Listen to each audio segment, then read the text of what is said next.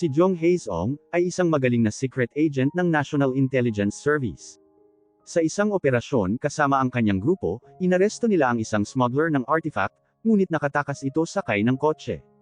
Agad hinabol ni Hae-sung ang smuggler gamit ang motorsiklo. Inakyat niya ang kotse para mapigilan ang smuggler, ngunit biglang iniliko ng driver ang sasakyan para ihulog siya. Mariing kumapit si Hae-sung. Gamit ang helmet, hinampas niya ang sunroof para masira ang salamin. Nakapasok siya sa loob ng sasakyan at nakuha ang artifact. Ngunit sa kasamaang palad, nabangga ang sasakyan sa isang traffic barrier. Pagkatapos ay tumilapon at nasunog.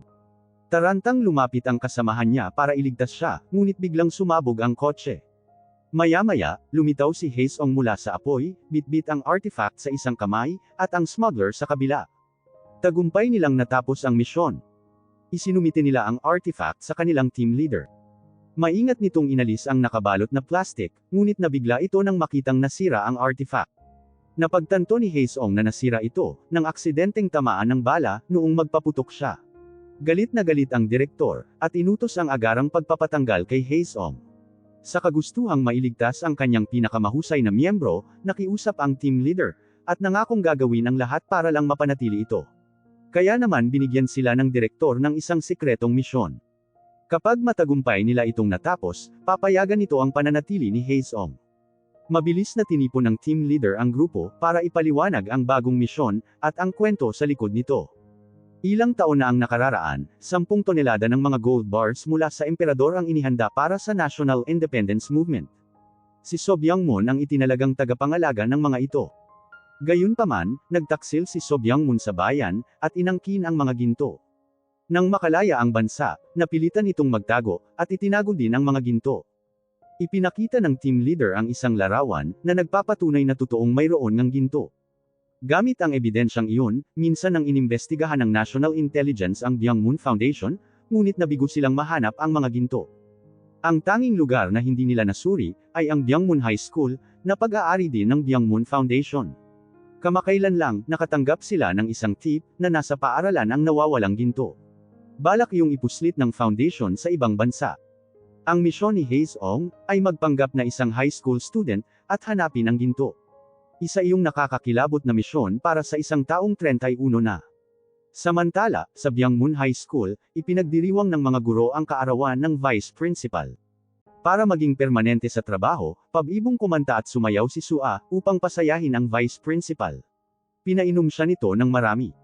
Sa sobrang kalasingan, aksidente niyang natanggal ang wig ng vice principal, kaya inagaw niya ang taxi nito, para matakasan ang nakakahiyang eksena. Dahil sa pagkadismaya, dumiretso siya sa diner ng kanyang ina, para magpalipas ng pagkalasing. Doon, nakita niya si Hae-sung na mag-isang umiinom, at agad na naakit sa gwapo nitong mukha. Nang sandaling iyon, ilang lalaki na nagpapanggap na estudyante, ang sinubukang takasan ang kanilang bayarin. Inakusahan nila ang ina ni Sua ng pagbebenta ng alak sa mga menor de edad, nang sa gayon ay hindi sila magbayad. Hinarap sila ni Sua, ngunit pinatulan siya ng mga ito. Sa kabutihang palad, nakialam si Hae-sung, at pinwersa silang magbayad. Bilang pasasalamat, hindi na tinanggap ng ina ni Sua ang bayad niya, ngunit nagpumilit siyang tanggapin nito ang bayad, saka umalis. Lalong nabighani si Sua sa gwapong mukha ni Hae-sung. Pakiramdam niya, ay na-love at first sight siya. Umuwing pagod si Hae-sung. Naalala niya ang mga panahong nabully siya noong high school, kaya naman nagkaroon siya ng matinding disgusto sa mga paaralan. Gayunpaman, kinalma niya ang sarili. Kinabukasan, pinlano ng grupo ang kanilang operasyon. Ipinaalam nila, na ang Byung-moon High School ay may mahigpit na hierarkiya tulad sa militar. Kahit ang mga guro, ay hindi nangangahas na tutulan ng makapangyarihang student council. Gumawa sila ng isang espesyal na pagkakakilanlan para sa kanya, upang makapasok siya sa paaralan. Ayaw ng mga ito sa mga bagong lipat na estudyante. Upang hindi maging takaw pansin, kailangan ni Hae-sung na matutunan ang mga makabagong ekspresyon, at sikat na slang terms. Kinagabihan, kasama niyang naghapunan ang pamilya ng team leader sa bahay niya. Nagulat si Yoo-jong nang malaman, na sa pinapasukan niyang paaralan ipapadala si Hae-sung. Inakala niyang papasok ito bilang isang guro, o kawani ng administratibo. Nang maihanda na ang lahat, suot ang uniforme, pumasok na si Hae-sung sa Byung-moon High School. Pumunta siya sa opisina, para makita ang kanyang homeroom teacher. Napansin niya ang pag-iwas ni Sua sa vice principal, kaya tinulungan niya ito. Iniligaw niya ang vice principal sa kabilang direksyon. Nabasa ni Sua ang pangalan niya sa kanyang name tag. Napagtanto nitong siya ang bagong estudyante, na nakatalaga sa klase nito. Nagpakilala ito bilang kanyang homeroom teacher. Napagtanto ni Sua, na ito din ang gwapong lalaki na tumulong sa kanila ng nagdaang gabi. Nang hilakbot siya nang malaman, na ang crush niya ay estudyante niya pala. Agad siyang nagpakaseryoso bilang guro. Pinagalitan niya ito, dahil sa pagpapanggap nitong matanda na, at pag-inom kahit menor de edad pa. Ipinakilala niya ito sa klase, na naging dahilan para kiligin ang mga babae. Hindi naman makapaniwala si Yujong, na magiging estudyante pala si Haesong. At ang mas malala nito, naging kaklase pa niya. Sa break time, nakipagkita si Yujong kay Haesong sa rooftop. Para matapos agad niya ang misyon, nangako si Yujong na tutulungan siya, kapalit ng hindi niya pagsasabi sa mga magulang nito ng tungkol sa kanyang buhay paaralan. Napagkasunduan nilang huwag makialam sa buhay ng isa't isa. Dahil hindi sanay na pumasok sa klase, hirap na hirap si Haesong na pigilan ang antok. Nang tapikin ni Sua ang kanyang balikat, muntik na niyang makarate ang leeg nito, kaya napag-alitan na naman siya. Kinalaunan, nilapitan siya ng dalawang kaklaseng babae, para hilingin ang kanyang social media account, at magpadala ng anonymous na mensahe sa kanya. Hindi niya iyon naintindihan, kaya pinagtawanan siya ng mga ito. Sa labas ng silid-aralan, natulala siya sa mga magugulong kaklase, hanggang sa natapunan siya ng gatas. Sa lunch break, nilibot niya ang paligid ng paaralan, at naghanap ng mga potensyal na lugar na maaring pagtaguan ng ginto. Natagpuan niya ang isang lumang gusali na may markang off-limits. Nakalock ang gate nito. Ngunit nakapagtatakang aktibo ang metro ng kuryente nito. Habang pinaplano ang palihim na pagpasok dito, nakarinig siya ng mga pang-iinsulto sa di kalayuan. Nakita niya ang ilang kaklase, na binubuli ang kanyang deskmate. Hindi naman natinag ang mga ito sa presensya ni Haesong. Sa halip, inutusan pa siya, na bumili ng inumin para sa lahat. Tuturuan na sana niya ng leksyon ang mga ito. Ngunit nagpakita ang kanyang team leader sa kanyang imahinasyon bilang isang monghe, at nagpaalalang habaan ang pasensya. Kaya naman napilitan siyang sumunod sa utos ng mga ito. Pagbalik sa silid-aralan, tinanong niya ang kanyang deskmate na si Dongmin, tungkol sa lumang gusali. Binalaan siya ni Dongmin na may multo sa gusali, at pinayuhan siyang huwag lumapit doon. Kinikayat naman niya si Dongmin, na lumaban sa mga nambubuli sa kanya. Dahil kung hindi, lalo lang niyang hihikayatin ang gawain ng mga ito. Dumalo sa burol ng isang assemblyman si Chairman Lee, at nangako sa nabiyudang asawa na tutulungang mapag-aral ang anak. Agad niyang ipinaayos ang paglipat ng bata, sa isang espesyal na klase sa kanyang paaralan. Nagpahiwatig naman ang isa pang kongresista, na tila kahina-hinala ang biglaang pagkamatay ng assemblyman, matapos nitong makipagtalo sa chairman, tungkol sa mga patakaran sa edukasyon. Binalaan siya ni Chairman Lee na manahimik, at umiwas sa gulo. Samantala, iniulat ng kanyang assistant, na naayos na ang lahat. Walang autopsy na magaganap, kaya wala na siyang ipag-aalala. Nakahinga ng maluwag si Chairman Lee, at handa nang ipagpatuloy ang kanyang mga plano. Sa kabilang banda, nag-report si Haesong sa team leader tungkol sa lumang gusali.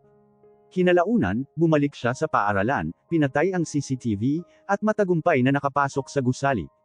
Habang nagmamasid gamit ang flashlight, napansin niya ang nakatutok na baril sa kanya. Paglingon niya, nakita niya ang seryosong mukha ni Sua. Nagbabala ito na may hawak itong gas gun. Inutusan siya nitong tanggalin ang kanyang maskara. Nang makita ang patrol armband sa braso ni Sua, napagtanto niyang nagkataon lang na nahuli siya nito, habang nagpapatrolya. Ginamit niya ang flashlight para masilaw ito, at mabilis na tumakas. Hinabol siya ni Sua, ngunit nabangga ito sa security guard, kaya nawala siya sa paningin nito. Kinabukasan, iniulat ng principal kay Chairman Lee, na tanging si Sua lang ang nakasaksi sa taong pumasok sa lumang gusali. Dahil nakita ang sospek sa unang palapag, ipinagpalagay ni Chairman Lee na hindi ito nakarating sa basement. Kaya malamang nababalik ito, at nagpas siyang maghintay. Nang araw ding iyon, inutusan ng isang pasaway na estudyante si Haesong, na pataasin sa pinakamataas na level ang karakter nito sa isang laro. Dahil walang pagpipilian, tinawagan ni Haesong ang kasamahang si Mijung, para ihak ang laro, ngunit tumanggi ito at ibinaba ang tawag. Samantala, nabasa ni Mijung ang isang artikulo sa pahayagan, tungkol sa plano ni Chairman Lee na magpatayo ng National Education Hub. May budget iyon na lampas sa 800 milyong dolyar, ang katumbas na halaga ng mga nawawalang gold bars.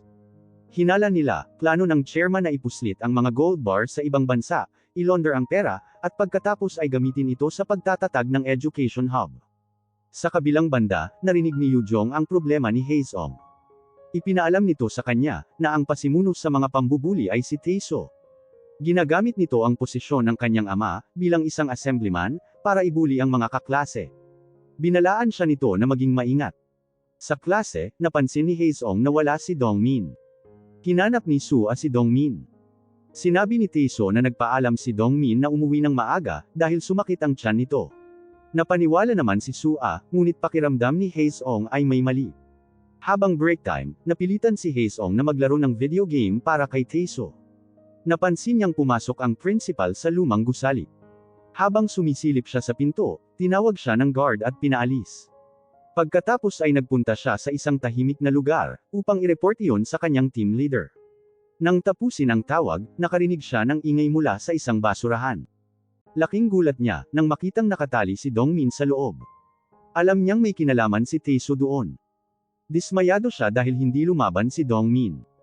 Dahil ulila, at ang lola lamang ang sumusuporta sa kanya, hiniling ni Dongmin kay Hae-sung na huwag iyong sabihin sa mga guro, sa takot na lumala ang kanyang sitwasyon. Nang sandaling iyon, dumating si Soo at nakitang madumi si Dongmin. Naghinala agad ito, na binubuli ni Hae-sung si Dongmin. Agad namang nagdahilan si Dongmin, at sinabing aksidente lang itong nahulog, pagkatapos ay mabilis na umalis. Para maiwasan ang nanunuring tingin ni Soo, agad nagpaalam si Hae-sung para bumalik sa silid-aralan. Sa di kalayuan, nakita ni Tae-soo ang pagtulong ni Hae-sung kay Dongmin. Naiinis na ikinwento niya iyon sa student council meeting, dahil pinakawala ni Hae-sung si Dongmin nang wala ang pahintulot niya. Buong tapang na sinite siya ni Yu Jong, dahil sa pambubuli niya. Minaliit siya ni Tae-soo, at tinawag na alipin lang ng student council president, at anak ng chairman, na si Yena.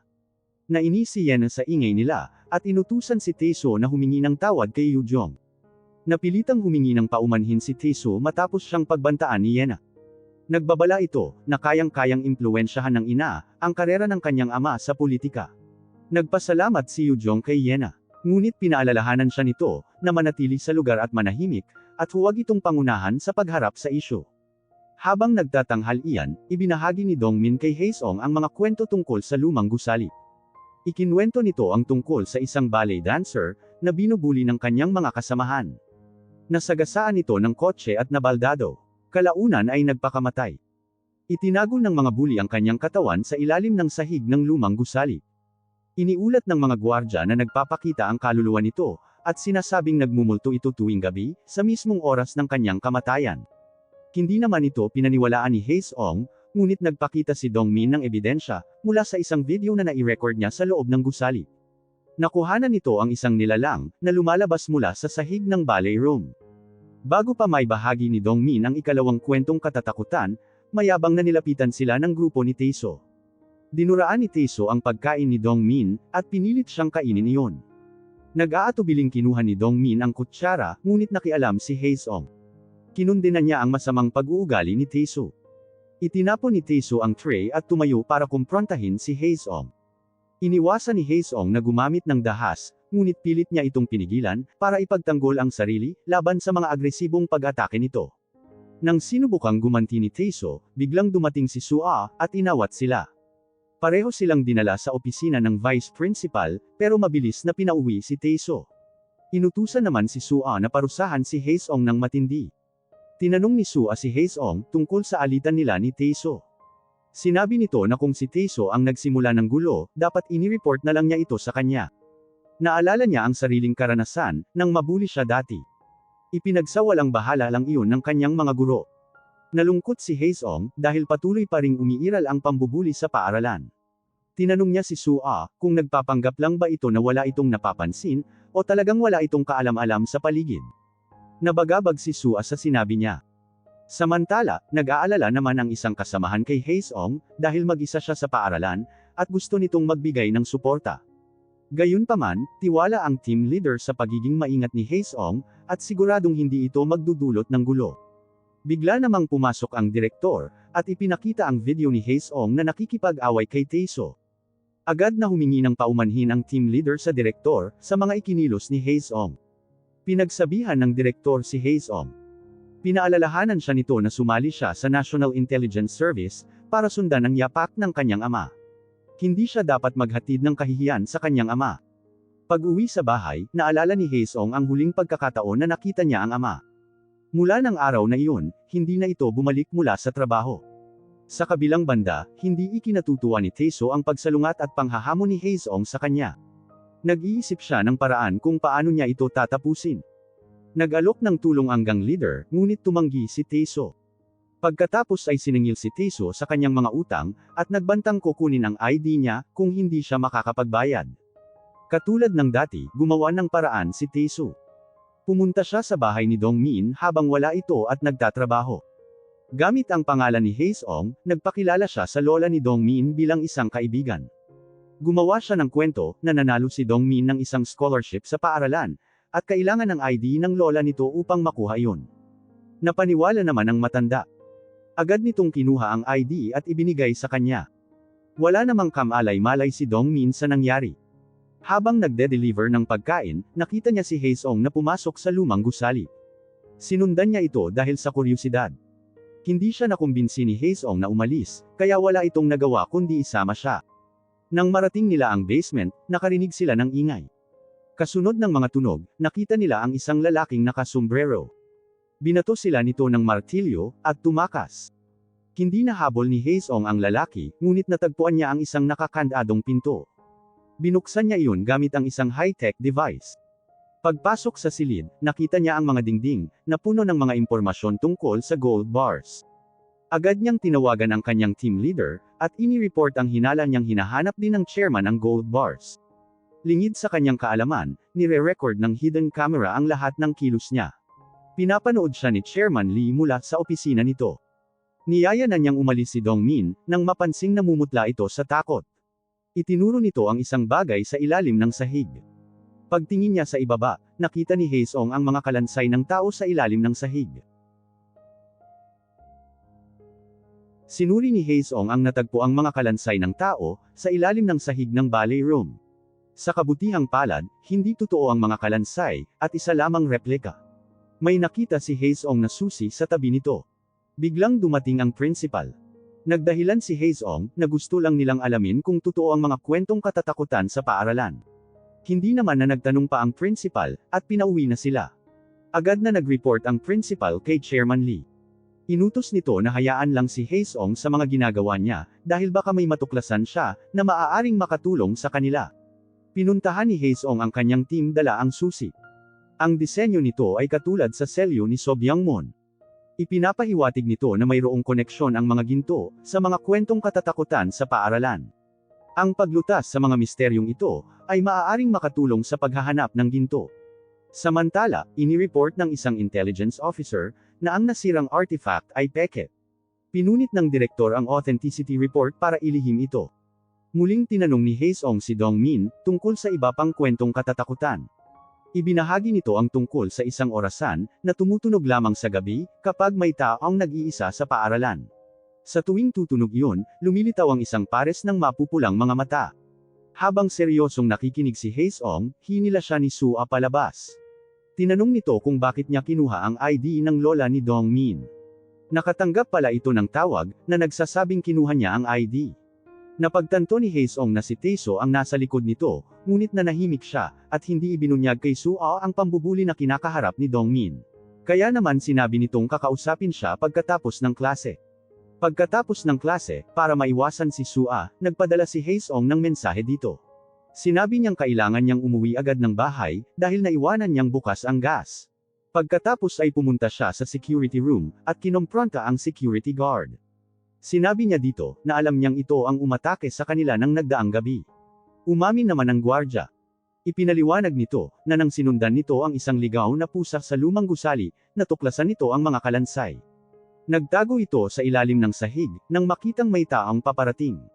Nang sinubukan nitong tumakas, na-stalk ito sa butas, at iyon ang eksenang nakuhanan ni Dongmin. Bumalik ang gwardya kagabi para ayusin ang sahig. Ngunit dahil sa pagkataranta, naibato nito ang martilyo. Napagtanto niyang isa lang itong hindi pagkakaunawaan. Ipinaalam niya sa gwardya, na peke ang kalansay, kaya nakahinga ito ng maluwag. Naglakas loob si Dongmin na lapitan si Taeso para bawiin ang ID ng kanyang lola. Sinadyang ihulog ni Taeso ang ID at tinapakan ang kamay niya habang pinupulot niya iyon. Nasaksihan ni Sua ang pambubuli ni Taeso kay Dongmin at tinanong kung madalas iyong mangyari. Natakot si Dongmin na magsabi ng totoo. Mayabang namang nagbabala si Taeso kay Sua na huwag siyang makialam kung gusto niyang maging permanente sa trabaho. Humingi ng paumanhin si Dongmin sa pagkakadamay kay Sua at nagmamadaling umalis. Pag-uwi sa bahay, naabutan ni Dongmin si Haesong na kasama ang kanyang lola. Kanina, tinulungan ni Haesong ang matanda na pulutin ang mga nahulog na karton at inihatid ito pauwi. Binigyan si Haesong ng matanda ng perang pambili ng merienda at hiniling na maging mabuti silang magkaibigan ni Dongmin. Ibinigay ni Haesong ang kanyang numero kay Dongmin at sinabing tawagan siya agad kung may problema. Sa unang pagkakataon, naranasan ni Dongmin ang magkaroon ng isang tunay na kaibigan. Kinalaunan, nagkita sina Sua at Haesong sa isang convenience store na malapit sa kanilang tirahan.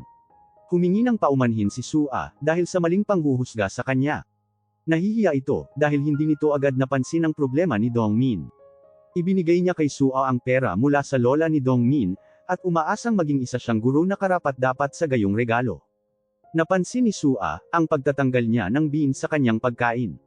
Naalala tuloy ni Sua ang isang kaibigan noong bata pa ito na may kaparehong ugali. Nang pauwi na sila, nakatanggap si Haesong ng tawag mula kay Dongmin. Natatakot ito dahil inaresto ng mga pulis ang lola nito dahil nakarehistro daw ang matanda bilang operator ng isang ilegal na gambling site. Gumawa ng anonymous post si Sua sa website ng paaralan tungkol sa pambubuli ni Taeso at sa isyu ng pagsusugal. Nagdulot iyon ng kaguluhan at pagkasira ng reputasyon ni Taeso. Sa gitna ng kaguluhan, sinumulang imbestigahan ni Haesong ang kwentong katatakutan tungkol sa orasan. Nang may pasok ang susi na natagpuan niya sa tabi ng kalansay, biglang lumitaw si Chairman Lee. Sinabi niyang masyado lang siyang interesado sa mga kwentong katatakutan. Nag-alok naman ang chairman ng tulong kung kakailanganin niya. Pagkaalis ni Haesong, sinuri ng chairman ang orasan, ngunit wala itong nakitang kakaiba. Para imbestigahan ang akusasyon sa online post, ipinatawag ni Chairman Lee ang mga magulang ng sangkot na estudyante.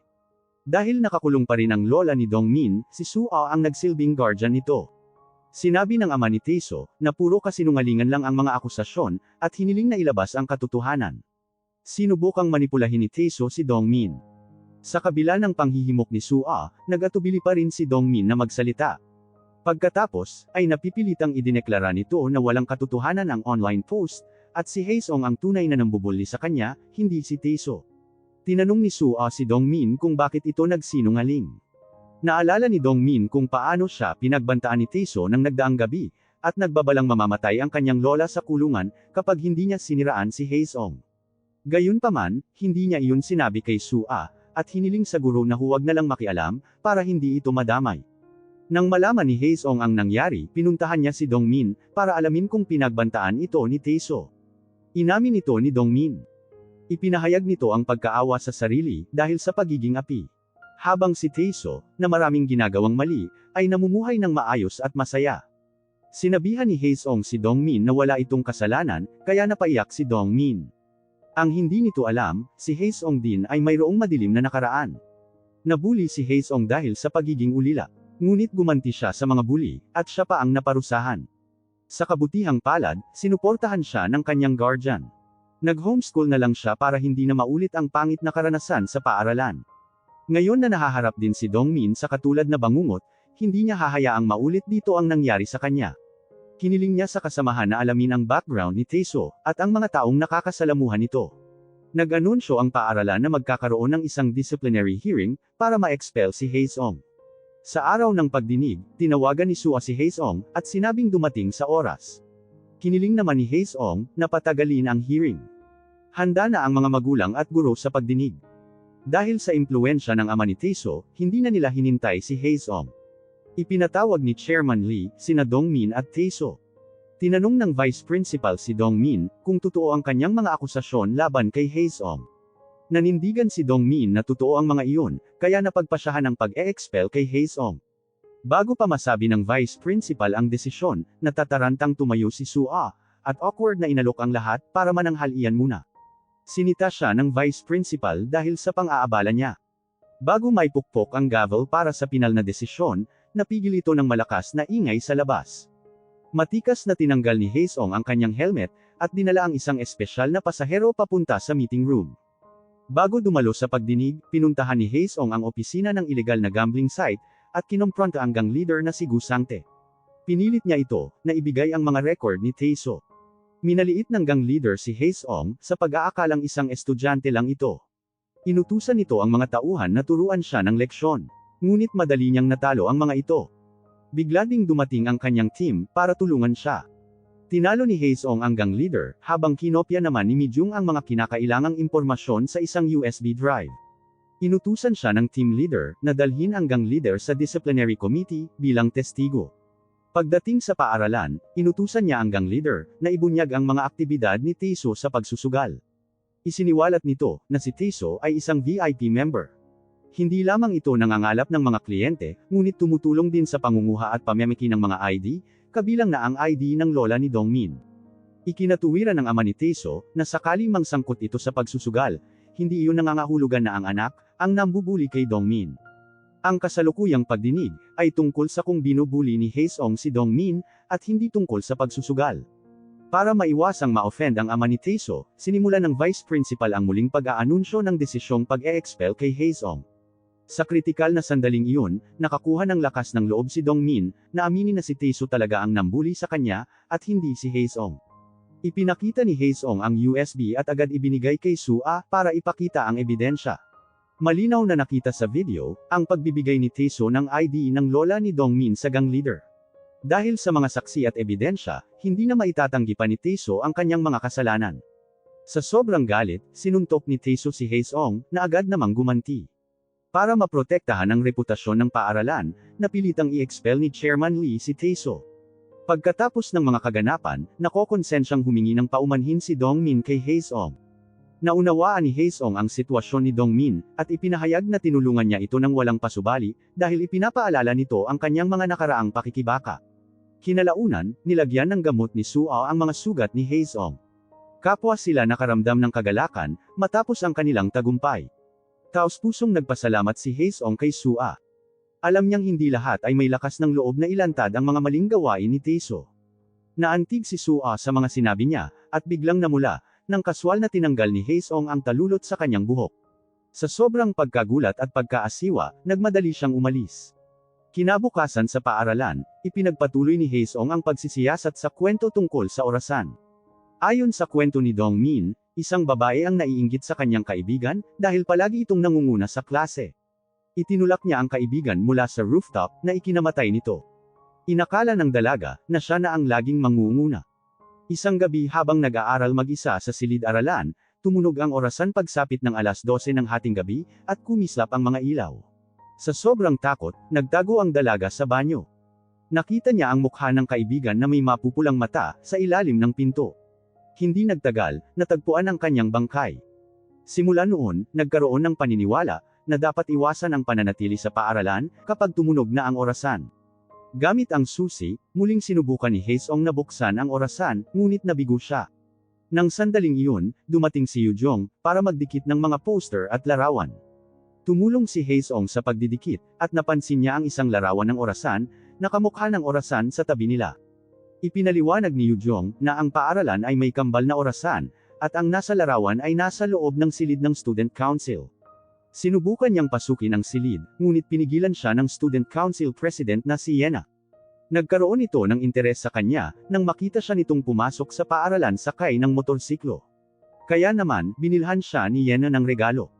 Iminungkahi din itong sumali siya sa Student Council, kung gusto niyang makapasok sa silid na iyon. Pinagsabihan ni Haesong si Yena, na iwasan ang walang kabuluhang paggastos ng pera. Kahit na anak pa ito ng chairman, kailangan itong maging matalino sa paggastos. Pagkatapos, ay nilapitan ni Haesong si Sua para magtanong, tungkol sa proseso ng pagsali sa Student Council. Ipinakita naman ni Sua ang mga kinakailangan. Una, kailangang makapasok siya sa top 10 sa pinakahuling pagsusulit. Pangalawa, ay mangalap ng mahigit 100 lagda. At panghuli, kunin ang pahintulot ng Student Council President. Nagpasya si Haesong na magsimula sa pamamagitan ng pangangalap ng lagda, ngunit si Dongmin lang ang kilala niya sa paaralan. Lumapit ang dalawang lalaki na dating nambuli kay Dongmin. Nanghingi ang mga ito ng paumanhin, nang mapagtantong suportado si Dongmin ni Haesong.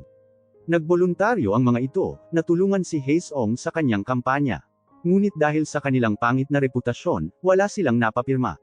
Bumalik ang mga ito na may 3 pirma lang na nakuha. Sinabihan si Haesong ng team leader, na mag-focus na lamang sa kanyang pag-aaral, at sila na ang bahalang mangalap ng mga pirma. Kinabukasan, nagulat si Haesong, nang makitang nag-set up ang kanyang grupo, ng isang support booth. Nag-alok ang mga ito ng libreng sandwich, kapalit ng mga lagda. Sinubukang tumakas ni Haesong para hindi siya mapansin, ngunit nakita siya ng team leader, at itinulak papunta sa entablado. At ubiling sumali si Haesong sa pagtatanghal.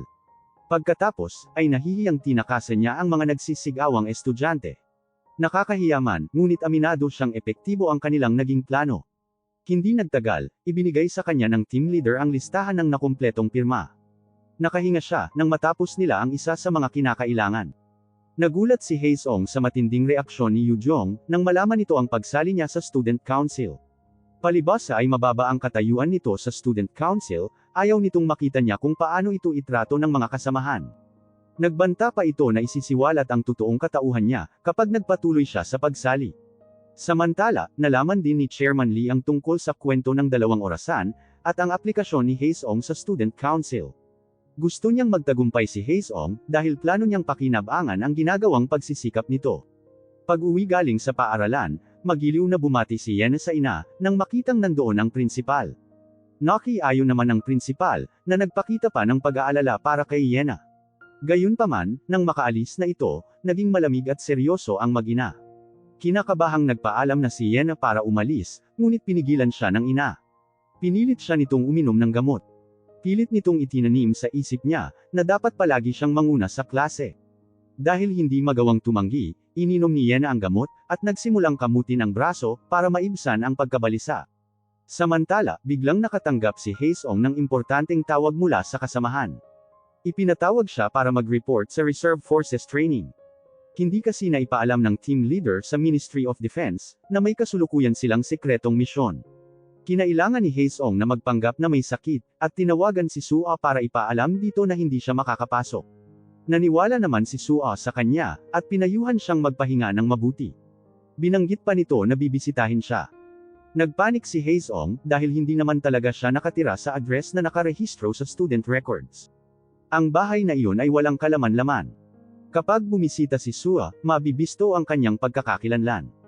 Nagmamadali siyang lumipat sa bahay, at agad na humingi ng tulong sa kanyang team leader. Samantala, papunta na si Sua, at darating ito sa loob ng 20 minuto. Mahigpit na inutos ng team leader, na sa loob ng 15 minuto, kailangan nilang pagmukhaing silid ng isang estudyante sa high school ang silid.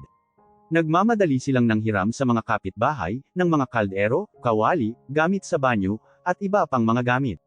Bago pa sila matapos mag-set up, kumatok na si Sua sa pinto. Sa pagkataranta, nagtago ang 3 sa aparador. Bahagyang binuksan ni Haesong ang pinto, para ipakita kay Sua na ayos lang siya. Mabilis niyang kinuha dito ang lugaw, at umaasang aalis ito kaagad. Gayunpaman, hindi sinasadyang natapon ang lugaw kay Sua.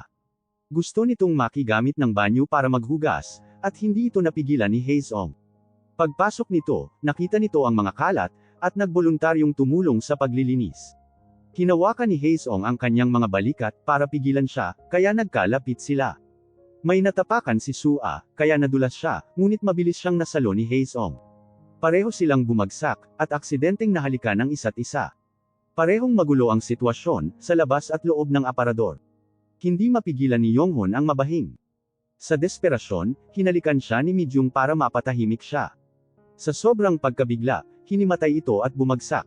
Natigilan si Sua nang biglang makita ang 3 tao na lumabas mula sa aparador.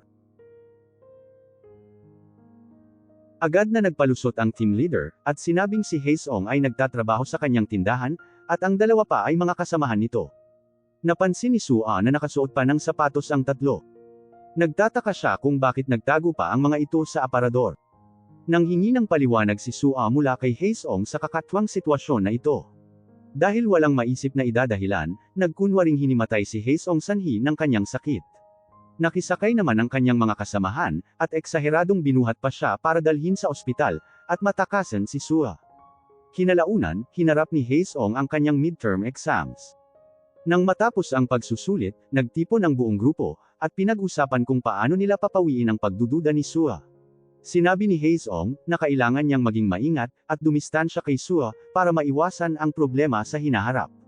Ngunit natahimik siya nang bigla niyang naalala ang aksidente nilang halik at wala sa loob na hinawakan ang kanyang mga labi.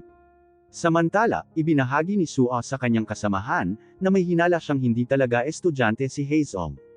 Napansin kasi niyang may pagkakahawig ito sa taong nahuli niya sa loob ng lumang gusali. Bukod pa doon, nagawa ni Haesong na hulihin at dalhin sa disciplinary hearing ang isang gang leader ng ilegal na gambling site. Pagkatapos, ay nadiskubre niya na ang kotseng nakapark sa harap ng bahay nito ay nakarehistro sa pangalan ni Haesong. Ang lahat ng ito ay hindi pangkaraniwang magagawa ng isang high school student. Ngunit ayon sa records nito, 17 taong gulang pa lamang ito. Sa sobrang kalasingan, maling bahay ang napuntahan ni Sua. Wala siyang kamalay-malay na iyon ang totoong bahay ni Haesong. Nang makita ni Haesong si Sua sa intercom, binago niya ang boses niya, at sinabihan itong nasa maling bahay ito. Sa kabutihang palad, dumating ang ina ni Sua, at inakay ito pauwi. Nang masigurong wala na ang mag-ina, palihim siyang lumabas, at nalaman niyang sa tapat lang ng bahay niya nakatira si Sua. Hindi nagtagal, inanunsyo ang resulta ng midterm exams. Kinakabahang sinilip ni Haesong ang kanyang score. Pagkatapos, ay tinawagan niya ang team leader at mga kasamahan na naghihintay sa harap ng telepono. Nang malaman ng mga ito na nasa ika-10 pwesto siya, nagtatalon at nagyakap ang mga ito sa tuwa. Si Yena naman na kadalasang nangunguna, ay pumangalawa lamang sa pagkakataong ito, habang si Yujong ang nasa unang pwesto. Nakangiting binati ni Yena si Yujong, ngunit agad na nagbago ang ekspresyon niya, pagpasok sa silid ng student council. Pagkatapos, ay nabasa niya ang mga usapan sa group chat, sa naiwang laptop ng kasamahan sa student council. Kinukot siya ng mga ito ang pagkatalo niya kay Yujong. May nagmungkahi pa, na si Yujong ang dapat naging presidente. Ang mas malala pa, nang malaman ni Chairman Lee na siya ay pumangalawa lamang, agad siya nitong ipinatawag. Kinakabahan at nag-aatubiling pumunta si Yena sa opisina ng ina. Ngunit biglang bumukas ang pinto, at agad siyang pinapasok nito. Dahil nakumpleto na ni Haesong ang 100 lagda, at nakapasok siya sa top 10, kwalipikado na siyang sumali sa student council. Agad niyang isinumite ang kanyang aplikasyon, kasama ang 2 pang estudyante. Ngayon ay nakasalalay na kay Yena ang desisyon. Binigyan ni Haesong si Yena ng isang baso ng tubig na may dahon. Pakiramdam niya ay isa siyang magiting na bayani, na handang magtanggol kay Yena. Nakornihan ang lahat sa ginawa niya. Hindi din iyon nagustuhan ni Yena, at agad na pinatanggal ang baso sa harap nito.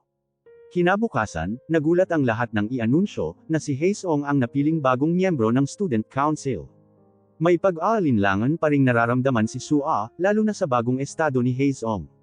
Tumawag siya sa dating eskwelahan nito, para imbestigahan ang katauhan nito. Buti na lang, naharang ni Mijung ang tawag, at nagpanggap na isang guro. Pinuri nito si Haesong, at sinabing isa itong mabuting estudyante. Dahil hindi pa rin kumbinsido, inutusan ni Sua ang kasamahan, na obserbahan ang mga katrabaho ni Haesong sa tindahan. Ni-record nito ang lahat gamit ang kamera ng telepono, ngunit wala itong nakitang kahina-hinala. Samantala, hiniling ni Yujong kay Haesong, na magpanggap sila na hindi magkakilala, sa student council. Lingid sa kanilang kaalaman, nakita ni Yena ang pag-uusap nila. Niyaya ni Yena si Haesong na lumabas para maghapunan, at isinama si Yujong. Habang nasa banyo sila, nagsabi si Yujong na hindi siya makakasama. Ngunit iginiit ni Yena, na dapat siyang sumama, sabay inilagay sa kamay niya ang ginamit nitong tissue. Sa restaurant, napahanga si Yena, nang makita si Haesong na hindi na nakasuot ng uniforme. Binati ni Haesong si Yujong. Agad na nagtanong si Yena, kung magkakilala sila. Mabilis naman yung itinanggi ni Yujong. Nang mapansing pinagsisilbihan ni Yujong si Yena, nakaramdam ng pagkaasiwa si Haesong. Para lalong ipamuka ang estado ni Yujong, inutusan ito ni Yena para bumili ng stockings. Nang tumayo si Yujong, agad itong pinigilan ni Haesong, at saglit na nakalimutan ang kanyang misyon. Binalaan niya si Yena, at sinabing palalagpasin ang nangyari, ngunit umaasa siyang hindi na ito muling mang-aapi ng kahit sinuman. Pag-alis ni Yena, nakaramdam ng pagkapahiya si Yujong, at ipinahayag na nakapasok lamang ito sa student council, dahil sa paglilingkod kay Yena. Pag-uwi ni Yena, tinanong niya ang kanyang ina tungkol sa pagpapapasok nito kay Haesong sa student council. Pinayuhan siya nito na huwag siyang maging masyadong matanong.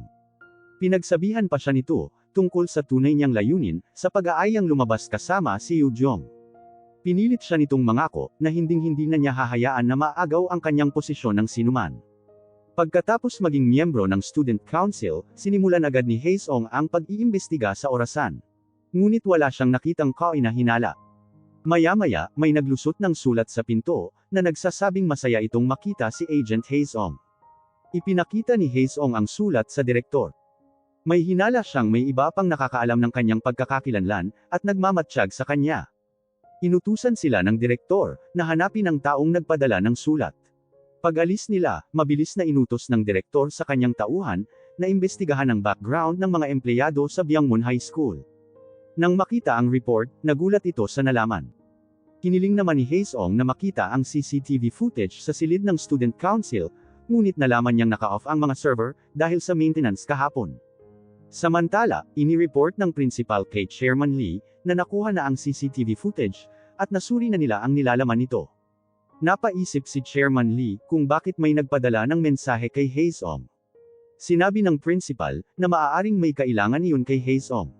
Ngunit ang mas inaalala ng chairman, ay kung gaano karami ang alam ng taong iyon, tungkol sa mga sikreto ng paaralan. Sa kabilang banda, nakatanggap ng tawag si Haesong, mula sa hindi kilalang numero. Tinawag siya ng caller na Agent Haesong, at tinanong kung nakikilala niya ang boses nito. Nakilala ni Haesong ang boses, na mula sa security guard ng paaralan. Hiniling ng gwardya, na pumunta siya ng mag-isa sa rooftop ng paaralan para mag-usap. Nang makarating si Haesong sa gusali, narinig niya ang pagtunog ng orasan, pagsapit ng 12:00. Naalala niya ang kwento tungkol sa orasan, na huwag manatili sa paaralan kapag tumunog na ito, dahil may lilito na mapupulang mata. Binaliwala niya ang kwento, at nagpatuloy siya. Ngunit narinig niya ang malakas na tunog sa likuran niya, nang bumagsak ang gwardya mula sa rooftop. Kinuha ni Haesong ang nakitang notebook, mula sa kamay ng guard. Iyon ang mismong notebook, na ibinigay niya sa kanyang ama noong bata pa siya. Samantala, natagpuan naman ni Suo ang isang lumang magazine ng paaralan, noong 2003. Nang basahin iyon, naalala niya ang dati niyang kaibigan noong bata pa, na si Hyun. Ang ama nito, ay lagi silang inilalabas para kumain.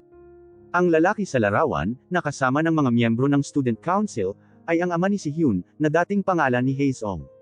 Habang hinihintay ng gwardya si Haesong sa rooftop, isang lalaking nakaitim ang lumitaw, at sinubukang agawin ang notebook.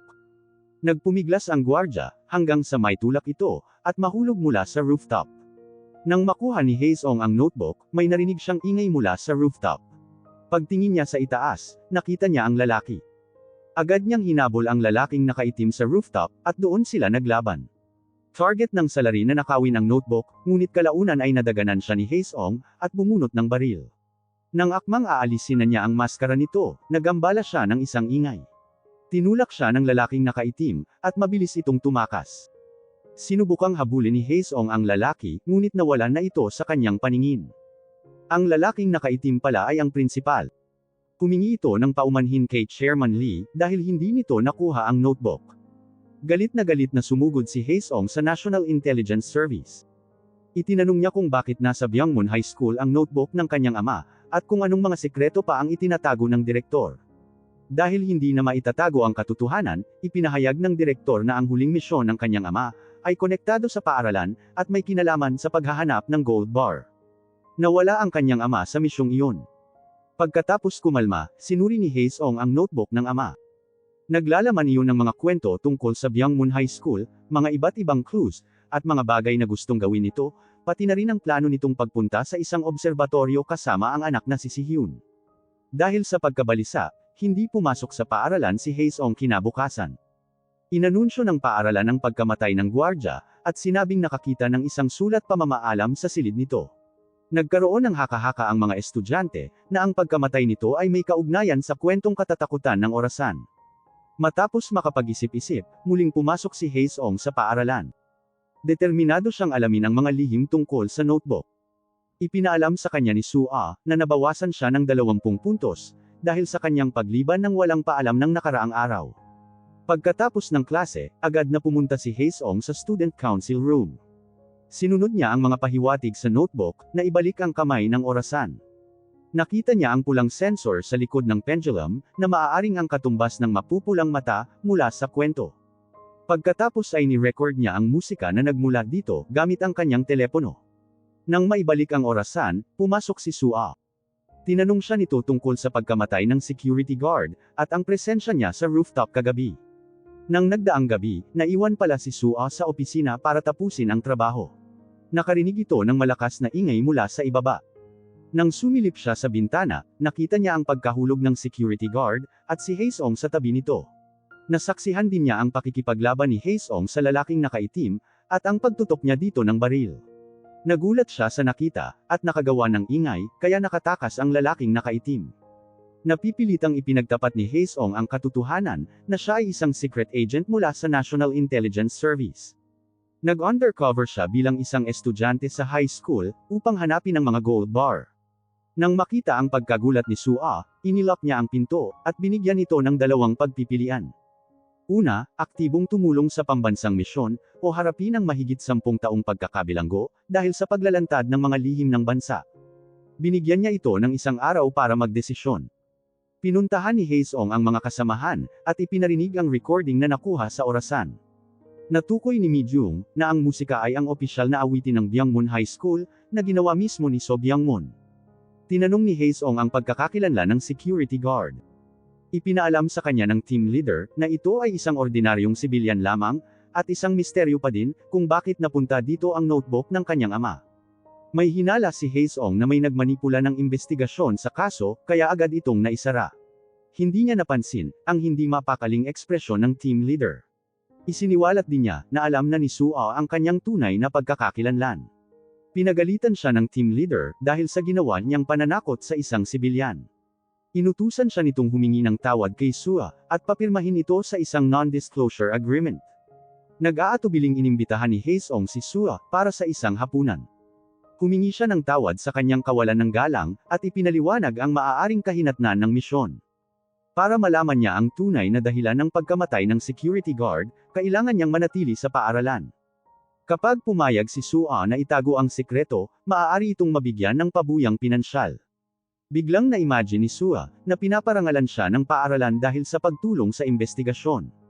Hahangaan siya ng lahat, at sa wakas ay magiging permanente na sa trabaho. Nang maisip iyon, mabilis siyang pumayag na itago ang sikreto ni Haesong, at nagpresenta pang tutulungan niya ito sa misyon. Ibinunyag din ni Haesong ang relasyon niya kay Yu Jong. Nagbabala din siya, na kapag nalaman ng lalaking nakaitim na nakita niya ang pangyayari, maaaring manganib siya. Nang makita ang kinakabahang mukha ni Sua, hinawakan ni Haesong ang kamay nito, at nangakong poprotektahan niya ito. Muling nag-blush si Sua, at nagmadaling umalis para itago ang kanyang pagkabalisa. Naiwan namang naguguluhan si Haesong sa kanyang reaksyon. Sa kabilang banda, nakipagkita si Chairman Lee sa isang tao, para magpasalamat sa pagbubunyag nito sa tunay na pagkakakilanlan ng security guard. Bago ang insidente, pinuntahan ni Chairman Lee ang gwardya, dahil alam na niyang dati itong miyembro ng National Intelligence Service. Tinanong niya kung bakit ito nagpadala ng sulat kay Haesong. Naniniwala ang gwardya, na dapat malaman ni Haesong kung paano nawala ang ama nito, at ang notebook ay naglalaman ng mga sagot na makakatulong dito. Bago umalis, hiniling nito sa chairman na sabihin sa ahensya, na muling mabibigo ang paghahanap sa ginto, katulad ng nabigong paghahanap, maraming taon na ang nakalilipas. Sinabi ng chairman sa misteryosong tao sa dilim, na mananagot ito, sakaling nakausap ni Haesong ang gwardya, at malaman ang katotohanan tungkol sa kanyang ama. Pagkatapos ay sinunog nito ang file ng gwardya. Sinimulan ni Haesong ang pag-iimbestiga sa ikatlong kwentong katatakutan, na nakasulat sa notebook. Ang kwento ay tungkol sa relasyon sa pagitan ng presidente ng piano club, at ng isang babae, na kasama nitong tumutugtog ng piano. Nagkaibigan sila, hanggang sa aksidenteng nabuntis ang dalaga. Nang humingi ito ng tulong sa kanya, marahas niya itong tinanggihan. Nagpakamatay ito sa labis na pagkadurog ng puso. Pagkatapos, nagsimulang tumugtog ng mag-isa ang piano sa music room.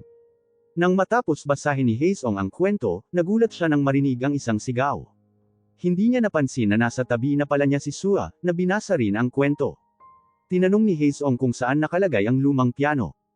Naalala ni Sua na nakita niya ito sa opisina ng chairman. Ngunit hindi basta-bastang makakapasok sa opisina. Maya-maya, nakaisip si Sua ng paraan para makapasok doon. Magkakaroon ng paaralan ng isang alumni night, kung saan dadalo ang mga matatagumpay na nakapagtapos sa paaralan. Ngunit kahit miyembro ng Student Council, hindi makakasama si Haesong. Dahil sa pagliban niya sa klase nang walang paalam, nabawasan siya ng 20 puntos. Ayon sa alituntunin ng paaralan, ang sinumang mababawasan ng 20 puntos pataas, ay hindi maaaring lumahok sa anumang aktibidad. Ibinahagi ni Haesong ang masamang balita sa kanyang mga kasamahan. Sa gitna ng kanilang pag-aalala, dumating si Sua, dala ang magandang balita.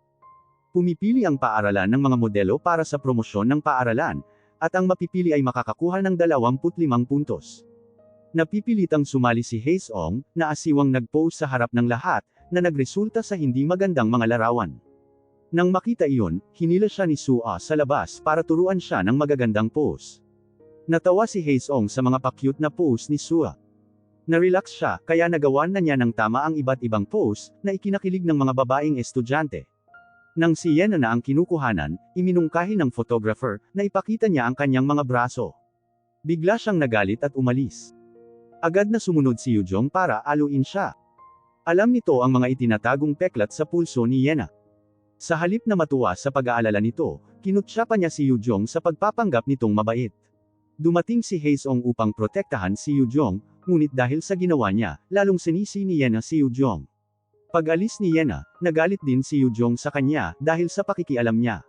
Susundan sana niya ito, ngunit pinigilan siya ni Sua.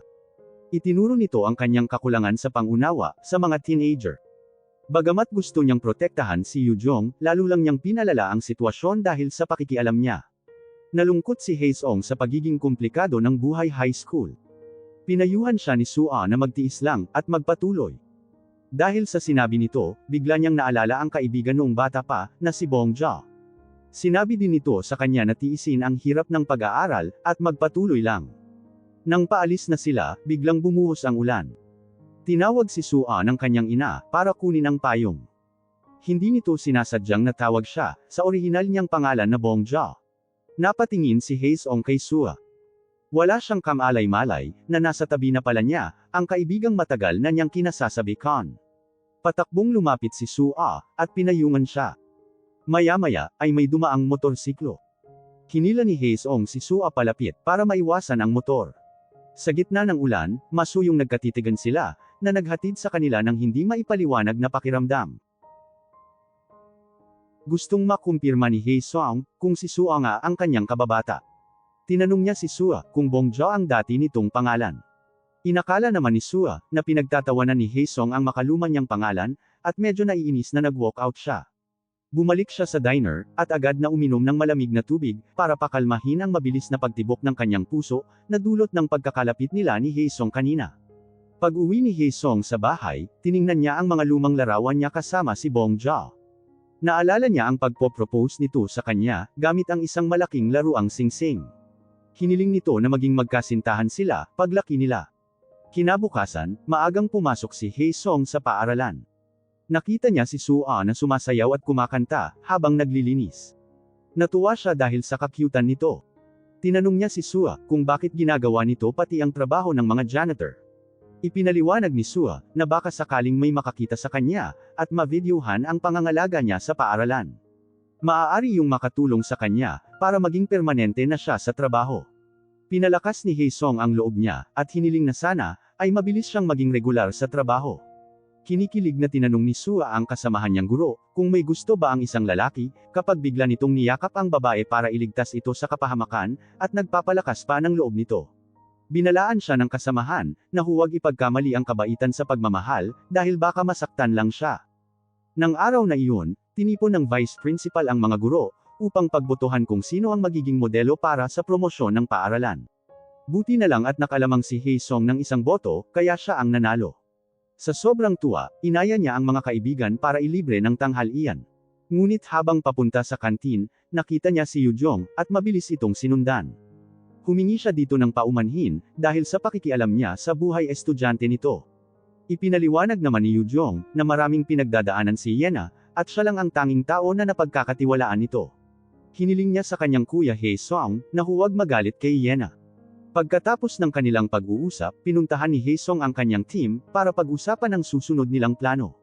Ayon kay Mi Jung, Ang detective na may hawak ng kaso ng pagkahulog ng security guard, ay may anak na may sakit. Kamakailan ay biglang inilipat ang anak nito sa ospital na pag-aari ng Byangmun Group, at ang lahat ng gastusin sa pagpapagamot nito ay sinagot din ng Byangmun Group. Ipinahihiwatig nito ang koneksyon sa agarang pagsasara ng kaso, sa pagkamatay ng security guard. Nagpasya silang isantabi muna iyon, at pagtuunan ang kanilang misyon. Ikinumpara ni Mijung ang musikang na i-record ni Hae Sung, sa opisyal na school anthem ng Byangmun High School. Magkapareho ang dalawa, ngunit magkaiba ang kanilang waveform. Napagtanto niya na ang recording mula kay Hae Sung, ay isang four-hand piano duet. Iminungkahi ng team leader, na sila mismo ang tumugtog niyon sa piano, at baka sakaling makakuha pa sila ng mga karagdagang impormasyon.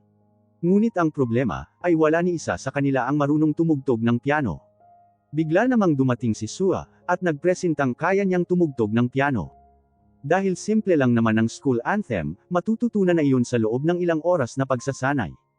Agad na nagpasya ang team leader, na gawing honorary field agent ng National Intelligence Service si Sua, para matulungan si Hae Sung sa misyon nito. Sumang-ayon naman si Sua, ngunit may isang kondisyon. Kapag matagumpay nilang natapos ang misyon, kailangang gawin ng team leader ang lahat, para maging permanente na siya sa kanyang trabaho. Tinatakan ng team leader ang isang kasunduan, at nangakong tutuparin nito ang kahilingan ni Sua. Hinila ni Hae Sung si Sua palabas, at pinayuhan ito, na huwag nang sumali sa operasyon, para sa sarili nitong kaligtasan. Ipinakita naman ni Sua sa kanya ang kontrata, at sinabing handa itong makipagsapalaran, para lang masiguro ang pagkapermanente sa trabaho. Ipinangako kasi niya iyon sa pinakaunang naging estudyante niya. Nag-aatubiling napapayag si Hae Sung. Ngunit mariin niyang pinaalalahanan si Sua, na manatili sa kanyang tabi sa panahon ng kanilang misyon, para matiyak niya ang kaligtasan nito. Ipinaliwanag ng team leader, na ang susi sa paglutas ng misteryo sa ikatlong kwento, ay ang pagtugtog ng piano, na nasa loob ng opisina ng chairman. Pagkatapos matutunan ang pagtugtog ng school anthem, kailangan naman nilang makuha ang fingerprint ng chairman o kaya ng principal, para mabuksan ang opisina ng chairman. Sinundan ni Sua ang principal sa library. Nagkunwari siya, na ang librong hawak nito ang hihiramin niya. Ibinigay naman sa kanya ng principal ang libro. Mabilis na kinuha ni Hae Sung ang bakas ng fingerprint mula sa libro. Interesado naman si Sua na malaman ang proseso, kaya dumikit ito sa kanya, dahilan para bumilis ang paghinga at tibok ng puso ni Hae Sung. Bukod pa doon, habang tinuturuan siya ng piano, ay nagdampi ang kanilang mga daliri, na pumukaw sa kanyang emosyon. Dahil hindi maintindihan ang kanyang nararamdaman, pumunta si Hae Sung sa isang bookstore, at nag-search din online, para alamin ang mga dahilan kung bakit nagbablush ang isang tao, kapag napapalapit sa iba. Para magkaroon ng kakayahan si Sua na ipagtanggol ang sarili, tinuruan niya ito ng self-defense. Ngunit humantong sila sa isang posisyon, kung saan napayakap ito sa kanya ng mahigpit. Muli na namang bumilis ang tibok ng kanyang puso, kaya agad na niyang tinapos ang kanilang sesyon. Pag-uwi, agad niyang pinakalma ang kanyang emosyon sa pamamagitan ng malamig na tubig. Itinalaga ng team leader na isagawa ang kanilang operasyon, sa alumni night ng paaralan. Papasok sina Hae Sung at Sua sa opisina ng chairman, habang nakasuporta naman ang iba. Sa alumni night, magiging busy ang chairman sa mga VIP. Iyon ang tamang pagkakataon para pumasok sila sa opisina nito. Iisa lang ang pinto ng opisina. Bagaman mayroon silang fingerprint para mabuksan ang pinto, agad namang makakatanggap ng notifikasyon ang chairman, at masesave din yun sa computer nito sa opisina. Si Mijung ang baalang mag-block sa data, para hindi matanggap ng chairman ang notifikasyon, ngunit kailangan nilang manu-manong burahin ang record sa computer sa opisina. Sa mismong alumni night, ang makisig na si Hae Sung, ay nabighani sa magandang ayos ni Sua. Halos nakalimutan na niyang huminga. Bigla niyang naalala ang kahilingan nito noong mga bata pa sila, na gusto nitong mag-propose siya, kapag nakabihis ito ng maganda. Binigyan niya si Sua ng tranquilizer bilang proteksyon, at sinuutan din ng camera necklace. Hinawakan niya ang kamay ni Sua, at nangakong poprotektahan niya ito, matapos purihin ang kagandahan nito. Samantala, nakangiting sinamahan ni Yena ang chairman sa pagsalubong sa mga bisita. Hindi man lang nito napansin ang kanyang pagkabalisa dahil sa suot na sapatos. Nilapitan siya ni Yujong, at binigyan ng plaster. Sa halip na matuwa, tinuyapan niya si Yujong. Inihambing niya ito sa isang asong nakabantay sa kanyang tabi, ngunit kumikilos na parang tao. Sumagot naman si Yujong, na kahit nagmamataas siya, sunod-sunuran lang siya sa kanyang ina. Dahil sa galit, sinampal ni Yen si Yujong, na agad namang gumanti pabalik. Pagkatapos ng insidenteng iyon, labis na nakadama si Yu Jong ng pagkalungkot. Hindi na niya alam kung paano matutulungan si Yena. Habang nagtitipon ang chairman kasama ang mga magulang sa meeting room, sumenyas ang team leader na simulan na ang operasyon. Ang kasamahan nilang si Yong-hun na nakabalat kayo bilang waiter, ay pumasok sa electrical room para putulin ang kuryente. Nagmamadaling tumakbo sina Haesung at Sua papunta sa opisina ng chairman. Ngunit nang paakyat na sila, biglang lumiwanag ang paligid, dahil mabilis na naiayos ng principal ang kuryente. Para mabigyan pa ng oras si Haesung, nagpasya si Yong-hun na magdulot ng distraction.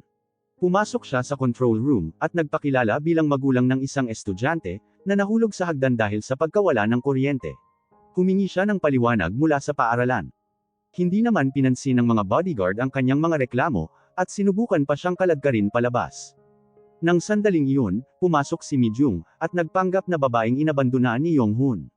Hinalikan pa niya ito sa harap ng mga bodyguard, para mailayo ang paningin ng mga ito sa monitor ng mga kamera.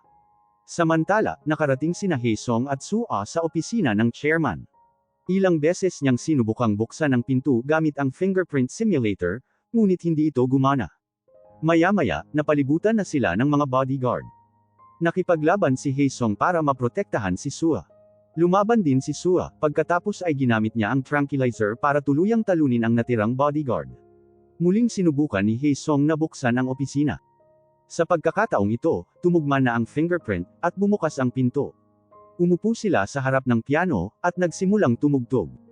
Napansin ni Haesung na walang tunog ang isang tiklado, ngunit wala na silang iba pang nakitang pahiwatig, hanggang sa matapos ang pyesa. Pinaalalahanan sila ng team leader, na burahin ang record ng kanilang pagpasok, at agad nang lumikas upang maiwasan ang panganib. Sinunod naman ni Haesung ang utos nito. Ngunit napansin niya ang isang file sa computer, na naglalaman ng detalyadong plano nila sa operasyon, para sa undercover mission. Kabilang na dito ang plano nila sa alumni night, at ang kanyang personal na impormasyon, na nakasulat pa ang kanyang tunay na pangalan. Naalala niya ang kanyang unang araw sa National Intelligence Service. Hiniling sa kanya ng team leader, na gumamit siya ng isang pseudonym. Noong bata pa siya, sinabi ni Haesung sa kanyang ama, na gusto niya ng bagong pangalan, na hango sa isang kometa. Kaya naging Haesung ang naging pseudonym niya sa agency. Dahil sa natuklasan, nakaramdam siya ng pagdududa sa kanyang team leader. Balisa siya nang umuwi, kasama ang mga kagrupo. Samantala, habang naglilinis sina Sua kasama ang iba pa, nagkaroon ng isang pagtatalo. Pinagalitan ng mag-aaral na si Sung Jae, ang waiter na nakatapon ng cake sa kanyang sapatos. Inutusan niya ang waiter na lumuhod, humingi ng paumanhin, at bayaran ang kanyang sapatos, kung hindi ay ipapakulong niya ito. Nang kinuha ni Sung Jae ang kanyang telepono, hindi niya napansin na nahulog ang isang card mula sa kanyang bulsa. Tinulungan ni Sua ang waiter na tumayo. Tinuya siya ni Sung Jae, dahil sa pagpapanggap niya na isang mabuting tao. Iminungkahi pa nito, na siya na lang ang lumuhod kapalit ng waiter. Lumapit ang ama ni Sung Jae, at kinampihan ang anak. Agad na lumapit ang vice principal, at pinagalitan si Sua sa kawalan niya ng respeto, at magalang na pinaalis ang mag-ama.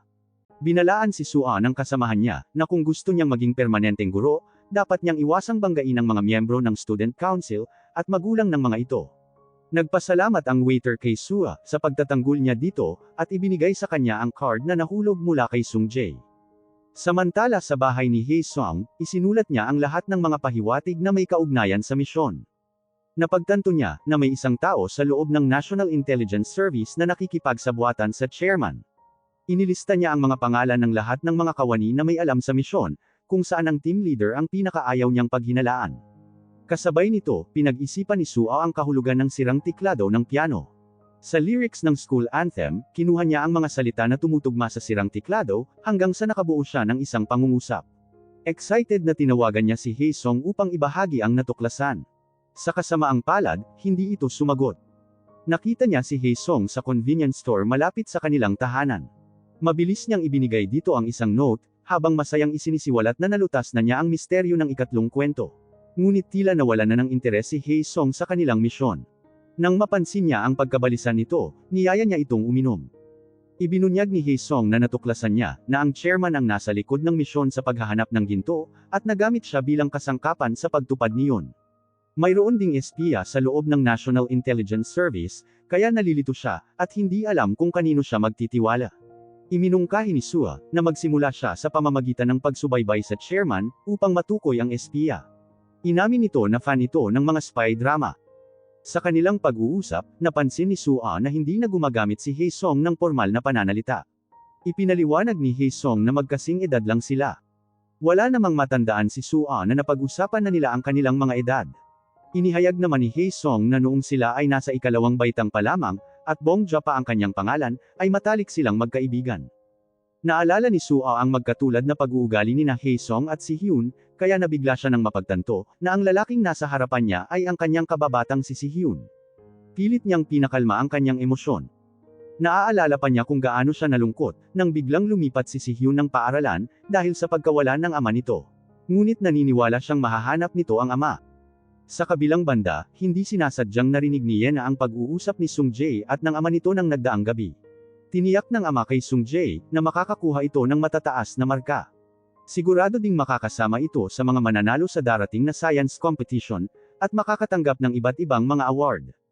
Nakita ni Yena na binigyan si Sung-jae ng ama nito ng isang card, at mariing nagbili na ilihim iyon. Kinompronta ni Yena si Sung-jae, habang natataranta nitong hinahanap ang nawawalang card. Sinabi niyang narinig niya ang pag-uusap ng mag-ama. Tinanong niya ito tungkol sa card. Napilitang umamin si Sung-jae, at isiniwalat na mayroong sabwatan sa pagitan ng chairman at ng mga piling magulang. Ipinangako ng chairman na magkakaroon ng mga award, at matataas na grado ang anak ng mga ito. Balak kumprontahin ni Yena ang kanyang ina tungkol sa mga gawaing ito, ngunit ipinamukha sa kanya ni Sung-jae, na siya ang pinakanakinabang sa sabwatang iyon, dahil ang kanyang mga parangal at katayuan sa klase, ay nakuha lang niya dahil sa pagmamanipula ng kanyang ina. Samantala, nagka-interes naman si Sua kung paano magagamit ang card. Sinubukan niyang i-access ang website na nakasulat dito. Laking gulat niya nang makita, na isa itong site para sa pandarayan ng mga kompetisyon at school ranking. Nalaman ng chairman, na na-access ni Sua ang site. Binalaan siya nito, na kung gusto niyang manatili sa paaralan, dapat niyang sundin ang mga alituntunin, at sundin ang mga nakatataas. Dahil hindi matanggap ni Sua ang pandarayang nagaganap sa paaralan, humingi siya ng tulong kay Haesung para tuklasin ang katotohanan.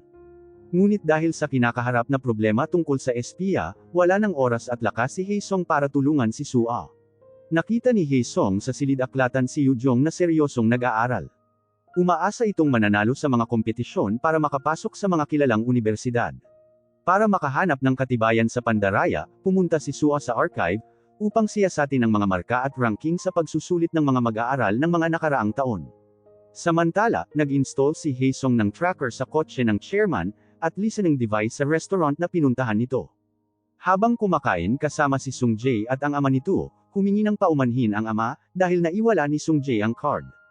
Hindi naman nabagabag ang chairman, dahil nabura na ang website, at bibigyan din ng leksyon si Sua dahil sa pagkatuklas ng lihim. Nang marinig iyon, nag-alala si Haesung para sa kaligtasan ni Sua. Agad niya itong pinuntahan sa paaralan at dinala sa bahay, para doon sila magkasamang mag-imbestiga. Bago matapos ang hapunan, nabanggit ni Sung-jae sa chairman, na alam na ni Yena ang tungkol sa sabwatan at pandaraya ng mga grado. Pinuna din niya ang pagiging mapagmataas ni Yena. Dahil nasa harap pa ng ama ni Sung-jae, nagkunwari naman ang chairman na walang pakialam. Ngunit sinundan niya si Sung-jae sa banyo at doon sinampal. Binalaan din niya ito na itikom ang bibig. Nang gabing iyon, tinanong ni Yena ang ina, kung totoo ba ang pandaraya. Ngunit sinabi lang ng chairman, na bilang anak nito, ay may karapatan siya sa mga benepisyo. Sinabi rin nito na iba siya sa mga taong tulad ni Yujong. Umiiyak na ipinahayag ni Yena, na dahil sa pagmamanipula nito sa mga grado, tila nawalan ng halaga ang mga pagsusumikap niya. Ipinagtanggol din niya si Yujong, at sinabing kaibigan niya ito. Balisa at malungkot na naghintay si Yena sa labas ng bahay ni Yujong. Gusto niyang magtapat sa kaibigan, ngunit hindi niya alam kung paano magsisimula. Inaya siya ni Yujong sa bahay para kumain. Hindi siya nito kinwestiyon kung bakit siya biglang sumulpot.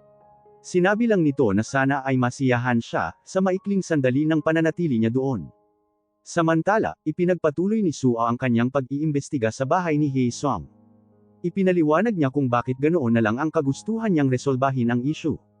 Ang isa sa mga una niyang naging estudyante, ay pinagbintangan ng mga miyembro ng student council, na nagnakaw ng mga exam papers at pinatalsik sa paaralan. Simula noon, nagdesisyon siyang gawin ang lahat para maging isang full-time teacher, para magkaroon ng awtoridad at maiwasan ang gayong mga kawalang katarungan. Desidido siyang ituloy ang investigasyon, sa kabila ng mga potensyal na epekto sa kanyang karera. Magdamag silang nagtrabaho ng walang kapaguran. Maya-maya, kinumutan ni Haesung ang nakatulog ng si Sua. Kinalaunan, si Haesung naman ang nakatulog. Hinangaan ni Sua ang gwapong mukha ni Haesung. Lumalim ang kanilang damdamin para sa isa't isa, habang nagtutulungan sila. Kinaumagahan, napagtanto nila na ang chairman ay nakipagsabuatan sa mga magulang, para suportahan ang kanyang proyekto na Education Hub, kapalit ng mga parangal at matataas na grado na makukuha ng anak ng mga ito. Dinala ni Haesung ang ebidensya sa National Intelligence Service, at sinimulang ipahayag sa mga kasamahan ang tungkol sa Pandaraya, at sa Education Hub Project. Bago pa niya matapos ang sinasabi, tinawag siya ng team leader, at inutusan siyang huwag nang makialam sa kaso ng Pandaraya. Ang misyon lang niya ay ang hanapin ang ginto, at agad na bumalik sa organisasyon pagkatapos. Gusto na sanang kumprontahin ni Haesung ang team leader, tungkol sa posibleng pagiging espiya nito at kasabwat ng chairman, ngunit sa huli ay hindi niya nagawa. Napansin ng direktor ang pagtatalo ng dalawa. Ipinaalam nila dito ang plano ng chairman, na gamitin ang ginto para isulong ang Education Hub Project, at ginamit din ito ang Pandaraya sa mga estudyante para isakatuparan iyon. Itinuring ng direktor na seryoso ang sitwasyon, at inutusan si Haesung na bumalik kaagad sa paaralan. Ipinaayos naman niya sa team leader ang report para sa operasyon. Kinalaunan, tinawagan ng chairman ang espiya. Nagreklamo siya dito, na nakakahadlang na si Haesung sa kanilang mga plano, at inutos na alisin na ito. Hindi nagtagal, nakatanggap si Haesung ng utos mula sa National Intelligence Service, na itigil na ang operasyon, at umalis na sa paaralan sa loob ng 1 linggo. Hinala ni Haesung, na ang chairman ang nasa likod nito.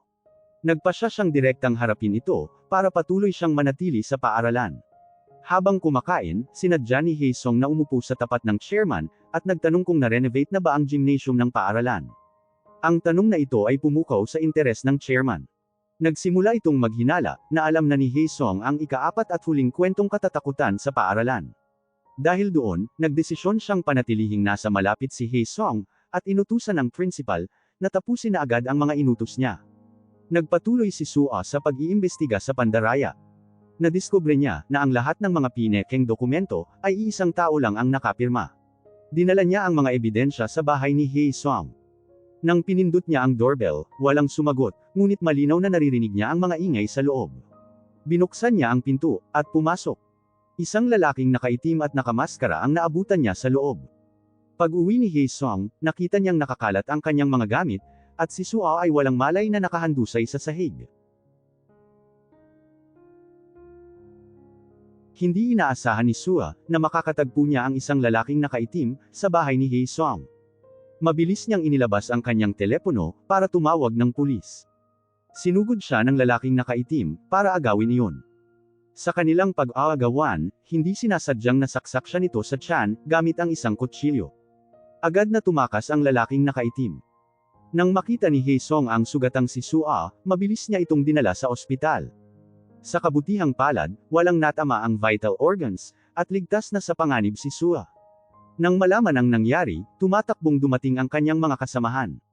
Napansin nila ang pagkapagod sa mukha ni Haesung, at pinayuhan nila itong magpahinga muna, at sila na ang baalang magbantay kay Sua. Matagal nang pinaghihinalaan ni Haesung ang team leader, na ito ang espiya. Halos sumabog na ang kanyang emosyon, at muntik na niya itong komprontahin, ngunit napigilan niya ang sarili. Nanatili siya sa tabi ni Sua buong magdamag. Nakokonsensyang humingi siya dito ng tawad, dahil nabigo siyang maprotektahan ito. Nang magkamalay si Sua, marahan niyang inalo si Haesung. Biniro pa niya ito, na kung talagang nagigilty ito, ay dapat siya nitong tratuhin ng mas mabuti. Pagkatapos ay ibinunyag niya kay Haesung, na alam na niya kung sino ang kasabwat na guro, sa pandarayan ng mga kompetisyon at school ranking. Biglang nakatanggap ng tawag si Haesung mula kay Yonghun. Ayon dito, nakuha na nito ang resulta ng DNA na nakuha mula sa crime scene. Lumabas na ang guro na si Juno, ang lalaking nanloob sa kanyang bahay, at sumaksak kay Sua. Agad na hiniling ni Haesung sa kasamahan, na subaybayang mabuti ang guro. Ibinilin din niya na huwag muna nitong ipaalam sa team leader ang bagong impormasyon, dahil siya na mismo ang magre-report dito mamaya. Pagkatapos, ay umuwi si Haesung sa bahay niya, at maingat na sinuri ang pinangyarihan ng krimen. Natuklasan niya, na ang kutsilyong ginamit sa pagsaksak kay Sua, ay ang kitchen knife niya sa bahay. Napagtanto niya na hindi talaga layunin ng guro ang manakit, kundi maghanap at kuhanin lang ang isang mahalagang bagay. Gaya ng inaasahan, nalaman niyang nawawala ang notebook ng kanyang ama. Isang tao lang ang naiisip niyang malaki ang interes na makuha ang notebook, at iyon ay ang chairman. Samantala, ibinigay ng guro na si Juno ang notebook sa chairman. Hiniling niya na huwag nang idawit ang pangalan niya sa kaso ng pandaraya, at huwag nang isama pang muli sa pamimeke ng mga marka sa hinaharap. Agad na binasa ng chairman ang notebook, ngunit wala siyang mahanap na impormasyon tungkol sa ika-4 na kwentong katatakutan sa paaralan, gaya ng ipinahiwatig ni Haesong ng nagdaang araw. Hinala niya ay tanging si Haesong lang ang nakakaalam niyon. Napilitan siyang panatilihin pa rin si Haesong sa paaralan, sa kabila ng panganib na hatid nito. Nang sandaling iyon, pumasok si Yena at tinanong ang ina, kung dadayain pa din ang nalalapit na kompetisyon sa matematika, para manalo siya sa unang pwesto. Hiniling niya sa chairman na huwag nang dayain ang kompetisyon. Ayaw niyang masayang ang pagsisikap ng kaibigang si Yu Jong, na mag-aral ng mabuti, at gusto rin niyang patunayan ang sariling kakayahan. Pinagalitan siya nito, dahil hindi niya pinahahalagahan ang mga benepisyong nakukuha niya sa pagiging anak ng chairman, ngunit napilitan din itong sumang-ayon sa kanyang kagustuhan. Pagkatapos ay inutusan niya ang principal na maghanap na ng kapalit ni Juno. Samantala, sinunod naman ni Namijung at Yonghun ang utos ni Haesong na bantayan si Juno. Nang makita nilang sumakay ito sa kotse ng principal, agad nila itong sinundan. Dinala ng principal ang guro sa isang scrapyard. Pagkatapos ay tinurukan ito ng pampatulog. Inutusan niya ang kanyang mga tauhan na idispatcha na ang guro. Nakita ng dalawa, na ipinasok ang guro sa loob ng isang scrap car. Nagmamadali silang sumugod, para mailigtas ang guro, ngunit mabilis silang natalo ng mga kalaban, at ikinulong sa loob ng kotse kasama nito. Inilipat ang kinalalagyan nilang kotse sa isang car crusher. Pipindutin na sana ng principal ang start button, ngunit napigil siya ng malakas na busina ng sasakyan. Bumaba si Haesong mula sa kanyang sasakyan, at nilabanan ang mga tauhan ng principal. Sa gitna ng kaguluhan, pinindot ng principal ang start button, at nagsimula ng bumaba ang crusher. Pagkatapos ay isinuot nito ang brass knuckles, at nilabanan si Haesong. Sa kabila ng kanyang mga pinsala, determinado si Haesong na iligtas ang mga kasamahan. Matapos ang ilang sandali, natalo niya ang principal at nawalan ito ng malay. Mabilis niyang pinindot ang stop button, at matagumpay na nailigtas ang 3 tao sa loob ng sasakyan. Dinala ni Haesong si Juno sa ospital, para makausap ni Sua. Puno ng pagsisising nang hingi ito ng tawad sa kanya. Ayon dito, pinilit lamang ito ng chairman, at wala itong ibang mapagpipilian kundi ang sumunod. Galit na kinundena ni Sua ang mga aksyon ni Juno. Hinimok niya ito na aminin at pagsisihan ang lahat ng kasalanan, at magbago. Dinala ni Haesong ang guro sa isang hideout, para doon ito magpalipas ng gabi. Pagkababa ng guro sa sasakyan, tinawagan niya ang team leader. Inireport niya ang lahat ng mga kaganapan, at sinabing nahuli na niya ang guro na sumaksak kay Sua, na siya ring kasabwat sa pandaraya sa paaralan. Ipinaalam din niyang iniwan niya ito sa hideout. Dadalhin niya ito sa mga pulis, kinabukasan ng alas 7 ng umaga, at ang chairman ay ipapatawag din. Matapos ibahagi ang mahalagang impormasyong ito, pinalabas ni Haesong na uuwi muna siya, para makapagpahinga. Ngunit nanatili lang siya sa tapat ng hideout. Kapag may dumating upang iligtas ang guro bago mag-alas 7 ng umaga, mapapatunayan na niya, na ang team leader nga ang espiya. Lumipas ang gabi, at pasado alas 7 na ng umaga, ngunit walang dumating para iligtas ang guro. Nakahinga ng maluwag si Haesong, at agad na tinawagan ang team leader, para humingi ng tawad sa paghihinala niya dito. Pinigilan siya ng team leader, at pinaalalahanan na mahigit 20 taon na silang nagtuturingang mag-ama. Magaan ang loob na pumunta si Haesong sa opisina ng chairman. Kinompronte niya ito sa dahilan, kung bakit siya nito isinangkot sa operasyon ng paghahanap sa ginto. Tinanong niya kung may kaugnayan ba iyon sa kanyang ama, ngunit tinuya lang siya ng chairman.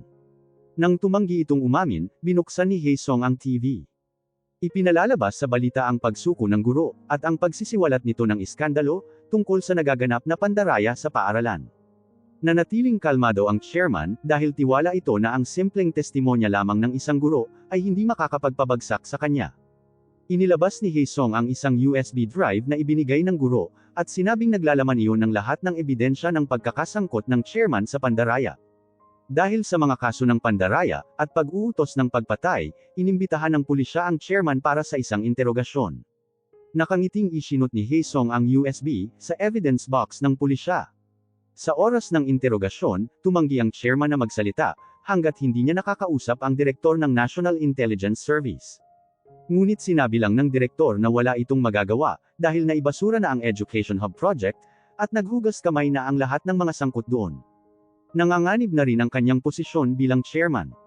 Biglang tumawa na tila nababaliw ang chairman, pagkatapos ay binalaan ang direktor. Tinakot siya nito sa pagsasabi, na ang isang babaeng nawala na ng lahat, ay kayang gawin ang kahit anumang bagay.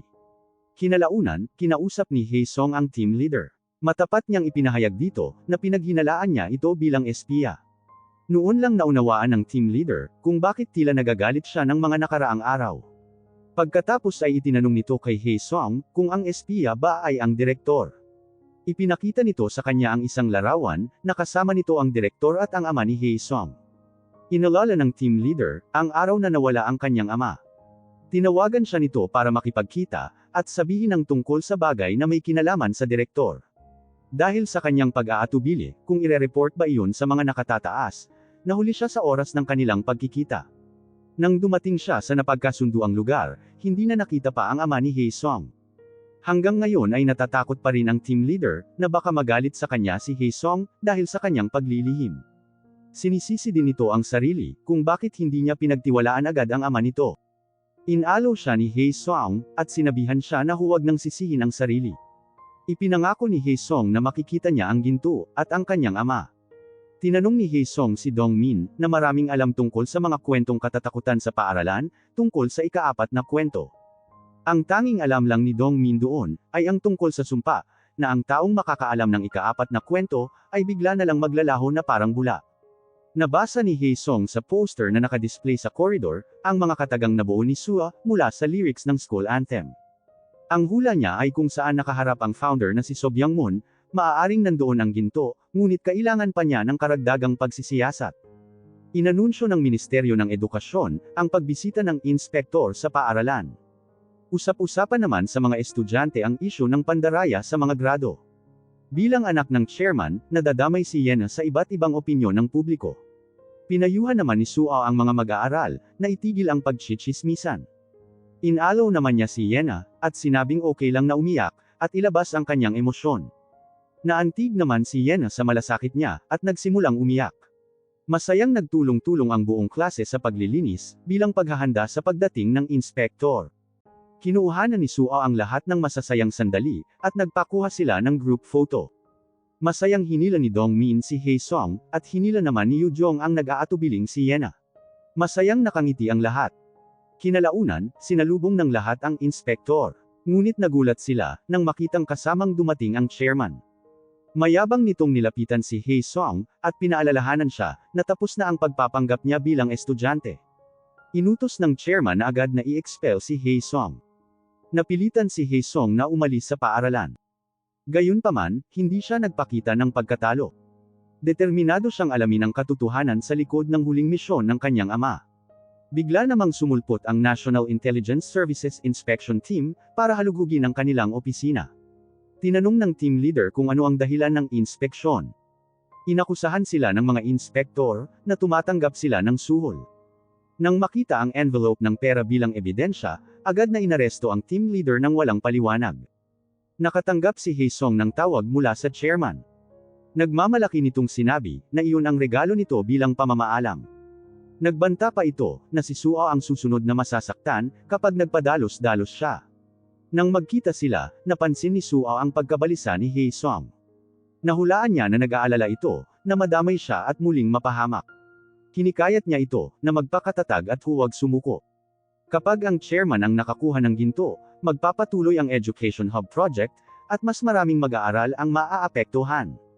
Lumakas ang loob ni Hae Song sa mga sinabi ni Sua, kaya nagpasya siyang isantabi ang lahat ng kanyang alalahanin. Tatapusin niya ang kanyang misyon, at poprotektahan si Sua. Kinagabihan, nakatanggap siya ng tawag mula sa team leader.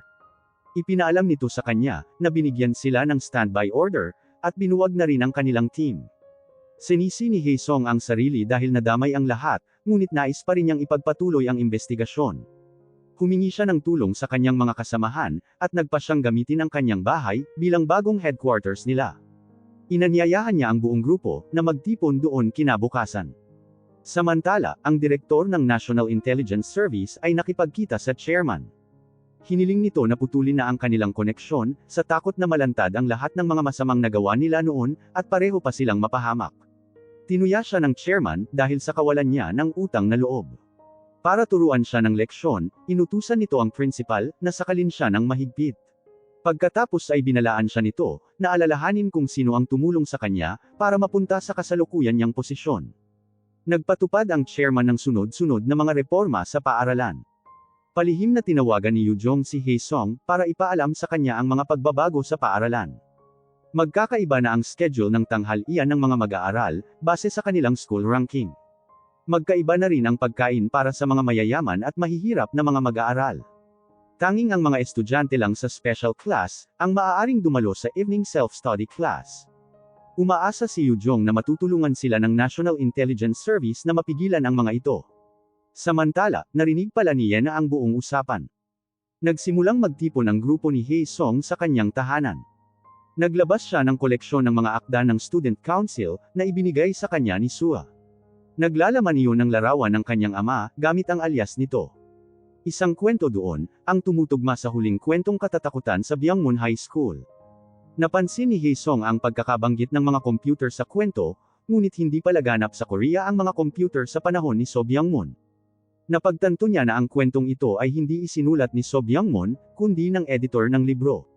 Marahil ay 3 lang talaga ang orihinal na kwento, at ang ika-4 ay gawa-gawa lamang, upang lituhin ng mga tao, at para hindi din makita ng chairman ang ginto.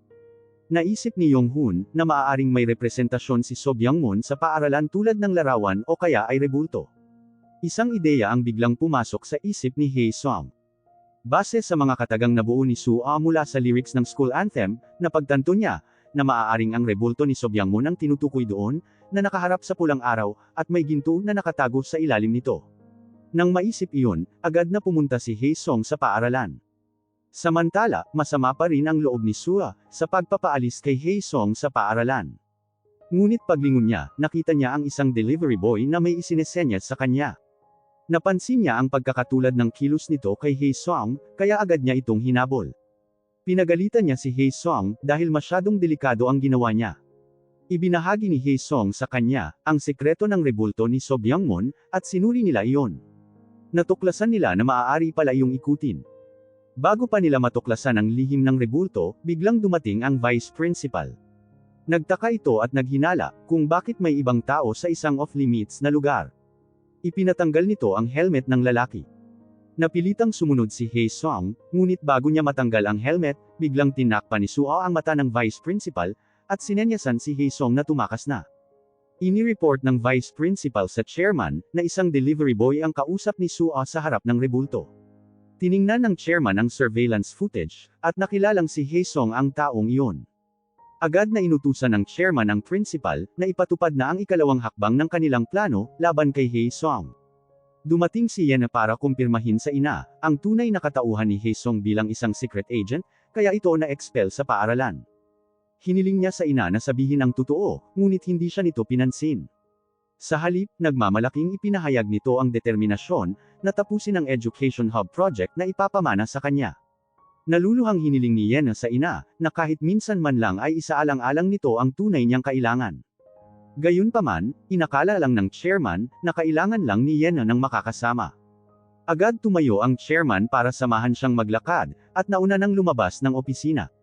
Nakita ni Yena ang pagdating ng isang mensahe sa tablet na nasa mesa.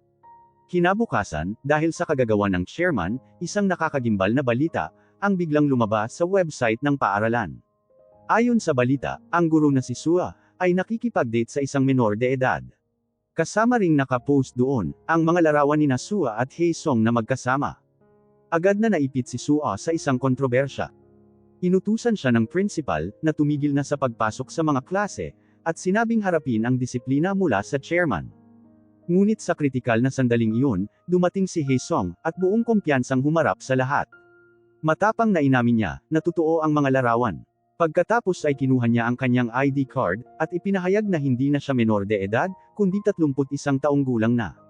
Nagulat ang mga kaklase niya, at sunod-sunod na nagtanong, kung ano ang dahilan niya sa pagtatago ng kanyang tunay na edad. Ibubunyag na sana ni Haesung ang kanyang totoong katauhan, ngunit sumenya si Yujong ng malaking X sign, at umiling din si Sua, para pigilan siya sa kanyang pagsisiwalat. Mabilis na binago ni Haesung ang kanyang kwento, at sinabing hanggang middle school lang ang natapos niya dahil sa hirap ng buhay. Nais lang niyang ipagpatuloy ang kanyang pag-aaral, kaya pinilit niyang muling makapasok sa paaralan. Tinanong ni Dongmin ang tungkol sa relasyon nila ni Sua.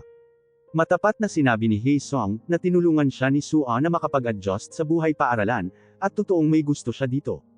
Naghiyawan sa kilig ang mga estudyante, at inudyukan pa silang maghalikan. Gayunpaman, biglang dumating ang chairman at principal. Hinarap niya ang chairman, at binalaan niya ito, na maging mapagmatsyag, dahil siya naman ang kikilos. Galit na galit ang chairman. Hindi niya inaasahan na mabilis na mareresolba ni Haesung ang iskandalo. Suspetsya ng principal, na may nagsiwalat na sa mga lihim na larawan, bago pa nila iyon mailabas. Naalala ng chairman, na naiwan si Yena sa opisina nang lumabas siya. Nang balikan niya ito para sunduin, nakita niyang hawak nito ang tablet. Galit na kinompronte niya ang anak, kung bakit siya nito kinakalaban. Inamin ni Yena na binalaan niya si Haesung, nang makita ang mga larawan. Alam kasi niyang may masamang balak ang ina. Gusto niyang itigil na ng kanyang ina ang masama nitong ginagawa. Nang mapansin ng chairman na hindi na niya mapapasunod ang anak, nagpasya siyang ipadala na lang ito sa ibang bansa para doon na mag-aral. Nang sandaling iyon, nakatanggap ang chairman ng isang mensahe, na nagsasabing tapos na ang rebulto para sa education hub. Bigla niyang naalala ang pagpunta ni Sua at Haesung, sa harap ng rebulto ni So Byung-moon. Agad niyang ipinaalam sa principal, na ang ginto ay nasa ilalim ng rebulto, saka nagmamadaling pumunta sa paaralan. Samantala, nagpasya si Haesung, na huwag nang patagalin pa ang kanilang misyon. Pinagplanuhan nila ang pagpasok sa paaralan sa mismong araw na iyon para hanapin ang ginto. Maya-maya, lumabas mula sa kusina ang nanay ni Sua, para mag-alok ng tulong. Dati pala itong leader ng gang. Bagamat nagretiro na, maaari pa rin itong utusan ang kanyang mga dating tauhan. Pinangunahan nito ang mga tauhan papunta sa paaralan. Mabilis na itinalaga ni Haesung ang mga tungkulin sa kanyang mga kasamahan. Samantala, dahil sa nakakaantig na deklarasyon ng pagkagusto ni Haesung, nahihiyang inimbitahan siya ni Sua na kumain pagkatapos ng kanilang operasyon. Masayang sumang-ayon si Haesung, at nagmungkahing magkape din sila. Pinalibutan ng ina ni Sua at ng mga tauhan nito ang paaralan. Ipinakita naman ni Haesung ang kanyang awtoridad, para simulan ang isang operasyon. Pinalabas nilang nakatanggap sila ng tip, na mayroong espiya mula sa North Korea na nagtatago sa paaralan. Agad na tinawagan ng chairman ang direktor, na sa kasamaang palad ay naglalaro ng golf. Nang sandaling iyon, palihim na sinagot ni Mijung ang tawag sa telepono ng direktor. Kahit alam ng chairman na palabas lang iyon ni Haesung, wala siyang magawa dahil napapaligiran sila. Malayang nakapasok si Haesung sa auditorium. Muli niyang pinaikot ang rebulto. Gumalaw iyon, at isang lagusan ang nakita niya. Pumasok si Haesung sa lagusan papunta sa isang lihim na silid. Ang silid ay tila matagal nang nakasarado, at wala ding laman. Iniradyo niya sa team leader, na hindi nag-e-exist ang mga ginto. Magtatanong pa sana ang team leader, ngunit biglang naputol ang kanilang koneksyon. Nang sandaling iyon, nakita ni Haesung ang isang kalansay, na may suot na relo sa kamay nito. Isa iyong malinaw na pahiwatig, na iyon ang kanyang ama, na maraming taon nang nawawala.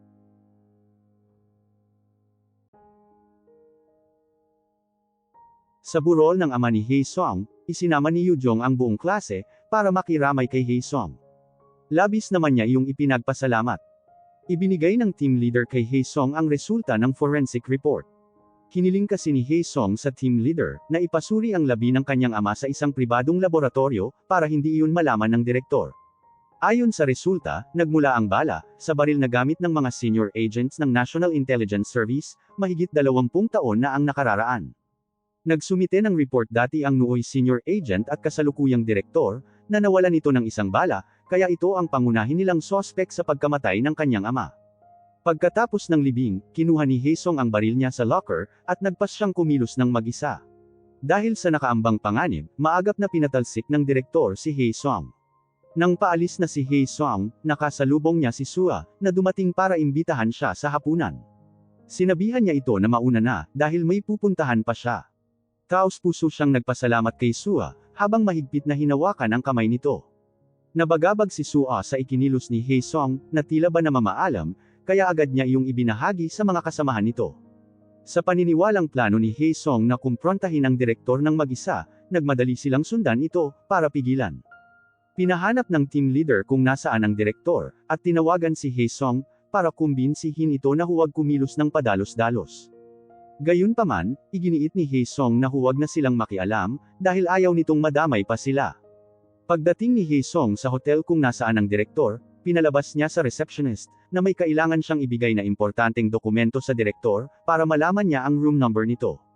Tinawagan ng receptionist ang direktor para kunin ang dokumento, kaya inutusan nito ang tauhan para kunin iyon. Palihim na pinuntahan ni Hae Sung ang silid, at tinutukan ng baril ang direktor para kumprontahin ito, kung bakit nito pinatay ang kanyang ama. Sinubukan ng direktor na lumaban, ngunit napigilan siya ni Hae Sung. Pero hindi niya napansin, na palihim na palang nakatawag ang direktor sa front desk. Hindi nagtagal, dumating ang mga tauhan nito at pinalibutan si Hae Sung, na agad namang sumuko, at ibinaba ang baril. Mabilis na nagtago ang grupo, nang makita nilang nahuli na si Hae Sung, at agad silang nagplano kung paano ito ililigtas. Pinigilan ng team leader at ni Yong-hun ang mga security staff, habang sinipa naman ni Suo ang mukha ng tauhan ng direktor.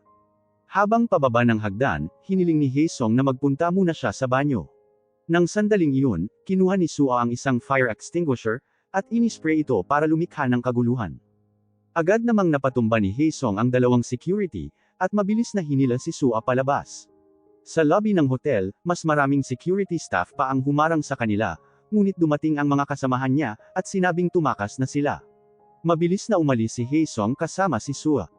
Sinabihan niya si Suo, na huwag mag-alala sa mga ito, dahil magaling ang mga ito kapag sama-samang nakikipaglaban. Pagka-uwi nila sa bahay, pinagalitan ni Hae Sung ang lahat, dahil sa pagiging padalos-dalos ng mga ito. May sarili siyang dahilan para harapin ang direktor. Malaki ang hinala niya, na ang pagkamatay ng kanyang ama sa Byangmun High School, ay konektado sa chairman. Kinompronte niya ang direktor para ihak ang telepono nito at ma-monitor iyon, para malaman niya kung sino talaga ang pumatay sa kanyang ama. Samantala, agad na sumugod ang chairman at principal sa sekretong silid, ngunit nadiskubre nila na wala doon ang inaasahan nilang ginto. Sa sobrang pagkabigla, nawalan ng malay ang chairman. Nang magkamalay, hindi niya matanggap ang katotohanan. Matibay ang paniniwala niya, na nakuha na ni Hae Sung ang ginto. Desidido siyang bawiin ang ginto mula dito. Sinubukan siyang kumbinsihin ng principal, na hindi talaga nag-exist ang ginto kailanman, ngunit tumanggi siyang magising mula sa kanyang obsesyon, at pinilit itong harapin si Hae Sung. Pagkatapos, ay ipinatupad niya ang pag-aalis ng mga scholarship, at tulong pinansyal para sa mga scholars. Itinaas din niya ang matrikula ng 50%. Binalaan siya ng principal, na maraming mag-aaral ang hindi makakayanan ang pagtaas ng tuition, ngunit wala siyang pakialam. Ikinatuwiran niya, na hindi rin naman isasama sa education hub ang mga mahihirap na estudyante, at mas mabuting palayasin na ang mga ito ng mas maaga. Nang malaman ni Suo ang bagong patakaran ng paaralan, agad niyang kinompronta ang chairman, ngunit tinuya lang siya nito. Tinawag ni Suo na kaawa-awa ang chairman, dahil sa malungkot nitong buhay, at iminungkahing huwag talikuran ang kinabukasan ng mga kabataan. Pagtingin sa salamin, nakita ng chairman ang sarili, na natupok na ng obsesyon. Pinuntahan ng direktor ang chairman at ipinaalam dito, na nakakita si Hae Sung ng bala sa labi ng ama nito. Para maprotektahan ang sarili, gusto ng direktor na agad nang madispatcha si Hae Sung. Gayunpaman, binalaan siya ng chairman na huwag pakialaman si Hae Sung, hanggat hindi pa nito nababawi ang ginto. Galit na ipinaalala ng direktor, kung paano pinatay ng chairman ang ama ni Hae Sung. Nakasubaybay si Hae Sung sa kanilang pagtatalo. Sa wakas ay lumabas na ang katotohanan tungkol sa pagkamatay ng kanyang ama. Ilang taon na ang nakalilipas, pinilit ng direktor ang ama ni Hae Sung na makipagkita sa chairman, at isiniwalat na ito ang espiya ng chairman. Pumunta sila sa rooftop ng paaralan, kung saan naghihintay ang chairman at ang principal. Hinarap ng ama ni Hae Sung ang chairman. Isiniwalat nito na sa simula pa lang, ay wala talagang lamang ginto ang sekretong vault ni So Byangmun, at isa lamang yung haka-haka. Hindi yun pinaniwalaan ng chairman, at pinagbantaan ang kaligtasan ng anak niyang si Si-hyun, para mapilitan siyang ibunyag ang lokasyon ng ginto. Ginawa niyang hostage ang chairman at mariing nangako, na isisiwalat niya ang sabuatan ng mga ito, saka mabilis na tumakas. Tinutukan siya ng baril ng direktor, ngunit nag-alinlangan ito. Kinuha ng chairman ang baril, at binaril ang ama ni Hae Sung. Nagtago siya sa lihim na silid, ngunit agad na binawian ng buhay, dahil sa matinding tama ng baril. Ngayong nagkasira na sila ng chairman, galit na nagbanta ang direktor, na tetestigo siya laban dito, at sasabihin kay Haesung ang katotohanan tungkol sa pagkamatay ng ama nito. Pagkaalis ng direktor, may tinawagan ang chairman, at sinabing nakahanap na siya ng paraan, para mapaamin si Haesung. Matapos marinig ang pag-uusap, tinawagan ni Haesung ang direktor at tinuya ito, dahil alam niyang inabandona na ito ng chairman. Napagtanto ng direktor, na nahak ni Haesung ang kanyang telepono, kaya hiniling niyang makipagkita dito. Dumating si Haesung sa napagkasunduang lugar, ngunit natagpuan niyang patay na ang direktor sa loob ng sasakyan nito. Bago pa man siya makapag-react, biglang may pumalo sa ulo niya, at nawalan siya ng malay. Nang magising siya, nasa sasakyan na siya ng direktor, naduguan at may hawak na kutsilyo. Nang sumunod na sandali, dumating ang mga pulis, at inaresto siya sa hinalang pagpatay. Nang malaman ang balita, agad na sumugod ang kanyang grupo sa bahay ni Haesung, para alamin kung bakit siya nakipagkita sa direktor. Nakita ng mga ito ang recording sa kanyang laptop, kung saan tinukoy ng direktor, na ang chairman ang pumatay sa kanyang ama. Napagtanto nila, na nakipagkita si Haesung sa direktor matapos marinig ang pag-uusap, at napasok sa isang bitag. Gayunpaman, habang gumagawa ng kopya ng recording, biglang dumating ang mga pulis, para kumpiskahin ang mga gamit ni Haesung. Inagaw ng isang pulis ang USB drive mula sa kamay ni Mi-jung, at ibinigay iyon sa chairman. Agad naman iyong sinira ng chairman, at binigyan ng gantimpala ang pulis para sa serbisyo nito. Pagkatapos, ay pumunta ang chairman sa istasyon ng pulisya, para kumprontahin si Haesung tungkol sa kinaroroonan ng ginto. Napagtanto ni Haesung, na delusional na ang chairman, at naging obsesyon na ang ginto. Binigyan siya ng chairman ng isang araw na palugit para umamin. Kapag hindi niya isiniwalat ang lokasyon ng ginto, masasaktan ang mga mahal niya sa buhay. Sa daan patungo sa detention center, inatake ni Haesung ang mga pulis sa kotse. Kinuha niya ang baril mula sa isang opisyal, at pinilit ang driver na ihinto ang sasakyan. Dahil sa kaguluhan, nabangga sila at nahulog sa bangin. Kahit sugatan at duguan, hinanap ni Haesung ang susi sa walang malay na opisyal, at pilit na kinaladkad ang sarili papunta sa isang phone booth. Tinawagan niya si Sua para humingi ng tulong, ngunit hinimatay siya, bago niya maibigay dito ang kanyang lokasyon.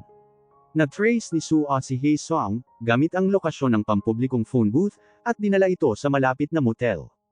Nang magising siya, nakita niyang maayos na si Haesung.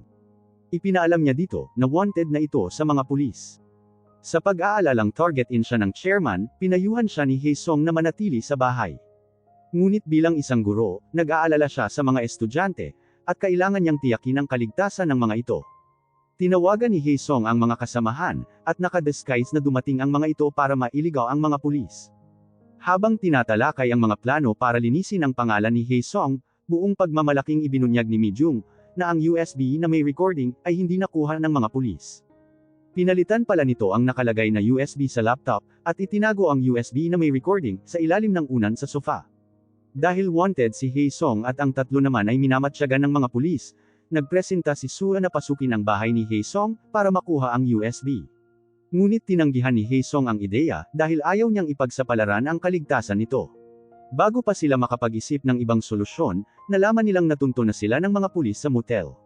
Nang mapanood kasi ng may-ari ng motel ang wanted notice ni Haesung sa TV, agad itong tumawag sa pulis. Humarang ang grupo sa pinto para mabigyan ng oras si Haesung na makatakas. Binasag niya ang salamin ng bintana, at tumalon palabas kasama si Sua. Bumagsak sila sa isang kama sa ibaba. Naghiwalay sila, at inabalan niya ang mga pulis. Bumalik naman si Sua sa paaralan. Sa kanyang pagtakas, nabangga siya ng paparating na sasakyan, na naging sanhi ng kanyang pagkahilo. Nagpumilit siyang tumayo, at sumakay sa gilid ng dumaraang truck. Nailigaw niya ang mga pulis, kaya nakatakas siya. Nang makalayo na, tinawagan niya si Sua, para sabihin dito na ligtas siya. Hinintay niya ang isang lalaki, na maghahatid sa kanya ng USB. Ang lalaking ito ay ang kasamahan niya mula sa National Intelligence Service, at tauhan din ng direktor. Ipinagtapat niya dito ang katotohanan tungkol sa pagkamatay ng kanyang ama, at ang mga maling gawain ng direktor. Kinumbinsi niya ito, na ang lahat ng mga ginawa niya, ay para mahuli ang mga kriminal na totoong pumatay sa direktor. Pinaniwalaan naman nito si Haesung, at pumayag na tumulong para makuha ang USB sa bahay niya. Pumunta si Haesung sa istasyon ng pulisya, dala ang USB. Hiniling niya na mag-apply ang pulisya ng warrant of arrest para sa chairman at sa principal. Sinubukan ng pulis, nakasabwat ng chairman, na pigilan siya. Ngunit binulungan ito ni Haesong at binalaan, na alam niya ang tungkol sa pakikipagsabwatan nito sa chairman. Hindi nagtagal, matagumpay na nakuha ni Haesong ang warrant of arrest, at naghanda na ang grupo na pumunta sa paaralan. Dahil sa sunod-sunod na isyu at iskandalo sa paaralan, hiniling ng board members ang pagbibitiw ng chairman. Gayunpaman, tumanggi itong bumaba sa pwesto, at sinabing maaari lamang itong madismiss, kapag pumayag ang 75% ng mga mag-aaral at guro. Pagbalik sa paaralan ng chairman at principal, nakita nila si Sua, na nagdidikit ng mga poster sa loob ng paaralan. Hiniling nito na bawiin ang kautusan, tungkol sa pagtaas ng tuition, at iba pang hindi patas na patakaran.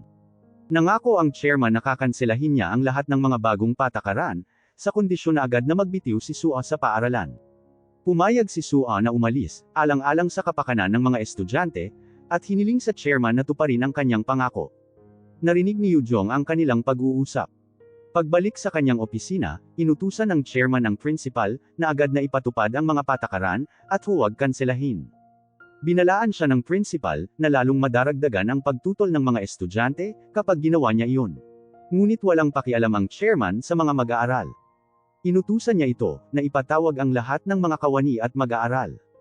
Ipinangako niya sa mga ito na hindi na magkakaroon ng anumang iskandalo sa paaralan, at nagpanggap na kakanselahin na niya ang pagtaas ng tuition. Labis iyong ikinatuwa ng mga mag-aaral. Gayunpaman, matapang na isiniwalat ni Yujong ang kanyang mga kasinungalingan, at tinanong kung bakit niya pinilit na magbitiw si Sua. Nang malaman ng mga estudyante na ipinaglaban sila ni Sua, tumutol ang mga ito sa pagpapaalis sa kanya. Naantig si Sua, sa nasaksihang pagsuporta ng mga estudyante sa kanya. Tumawa naman ng tila nababaliw ang chairman. Nang sandaling iyon, nakatanggap ng tawag ang principal, at nalaman na may inilabas ng warrant of arrest para sa kanya at sa chairman. Inutusan ng chairman ang principal na ihatid na nito pauwi si Yena, at sinabing magtago na din ito pagkatapos. Matapos mapaalis ang anak, tinawagan ng chairman si Haesong, at sinabing tanging kamatayan lamang ang patas sa mundong ito. Naghinala si Haesong sa tunay nitong intensyon na gumawa ng isang bagay na marahas, kaya mabilis na tinungo niya ang paaralan. Samantala, biglang nawalan ng kuryente.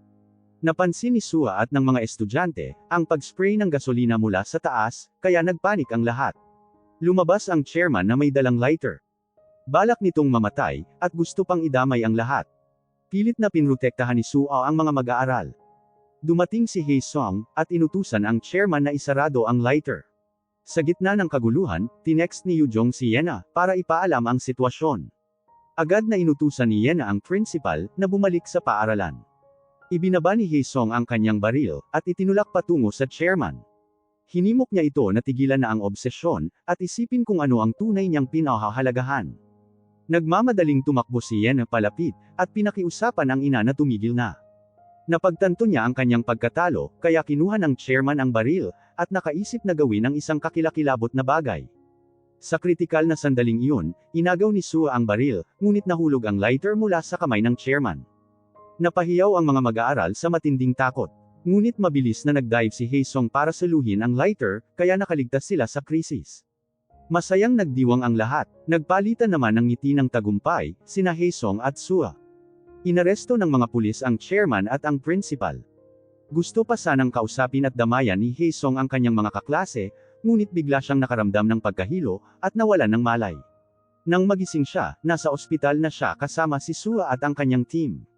Tinanong ni Haesong ang resulta ng interogasyon. Ipinaalam sa kanya ni Mijung na inako ng principal ang lahat ng kasalanan, at tumangging idawit ang chairman. Binisita ni Haesong ang principal. Nalaman niya na lumaki ito sa isang ampunan, bago ito kinupkop ng pamilya ng chairman. Naunawaan niya ang katapatan ng principal sa chairman. Ngunit iginiit niya, na ang mapanagot ang chairman sa lahat ng mga krimen nito, ang tanging paraan para tunay itong mailigtas. Nang sumunod na paglilitis sa korte, tumestigo ang principal bilang saksi. Isiniwalat nito na ang chairman, ang pumatay sa ama ni Haesong, at ipinag-utos din ito, na patayin ang security guard ng paaralan, at ang direktor. Nahatulan ng habang buhay na pagkakakulong ang chairman.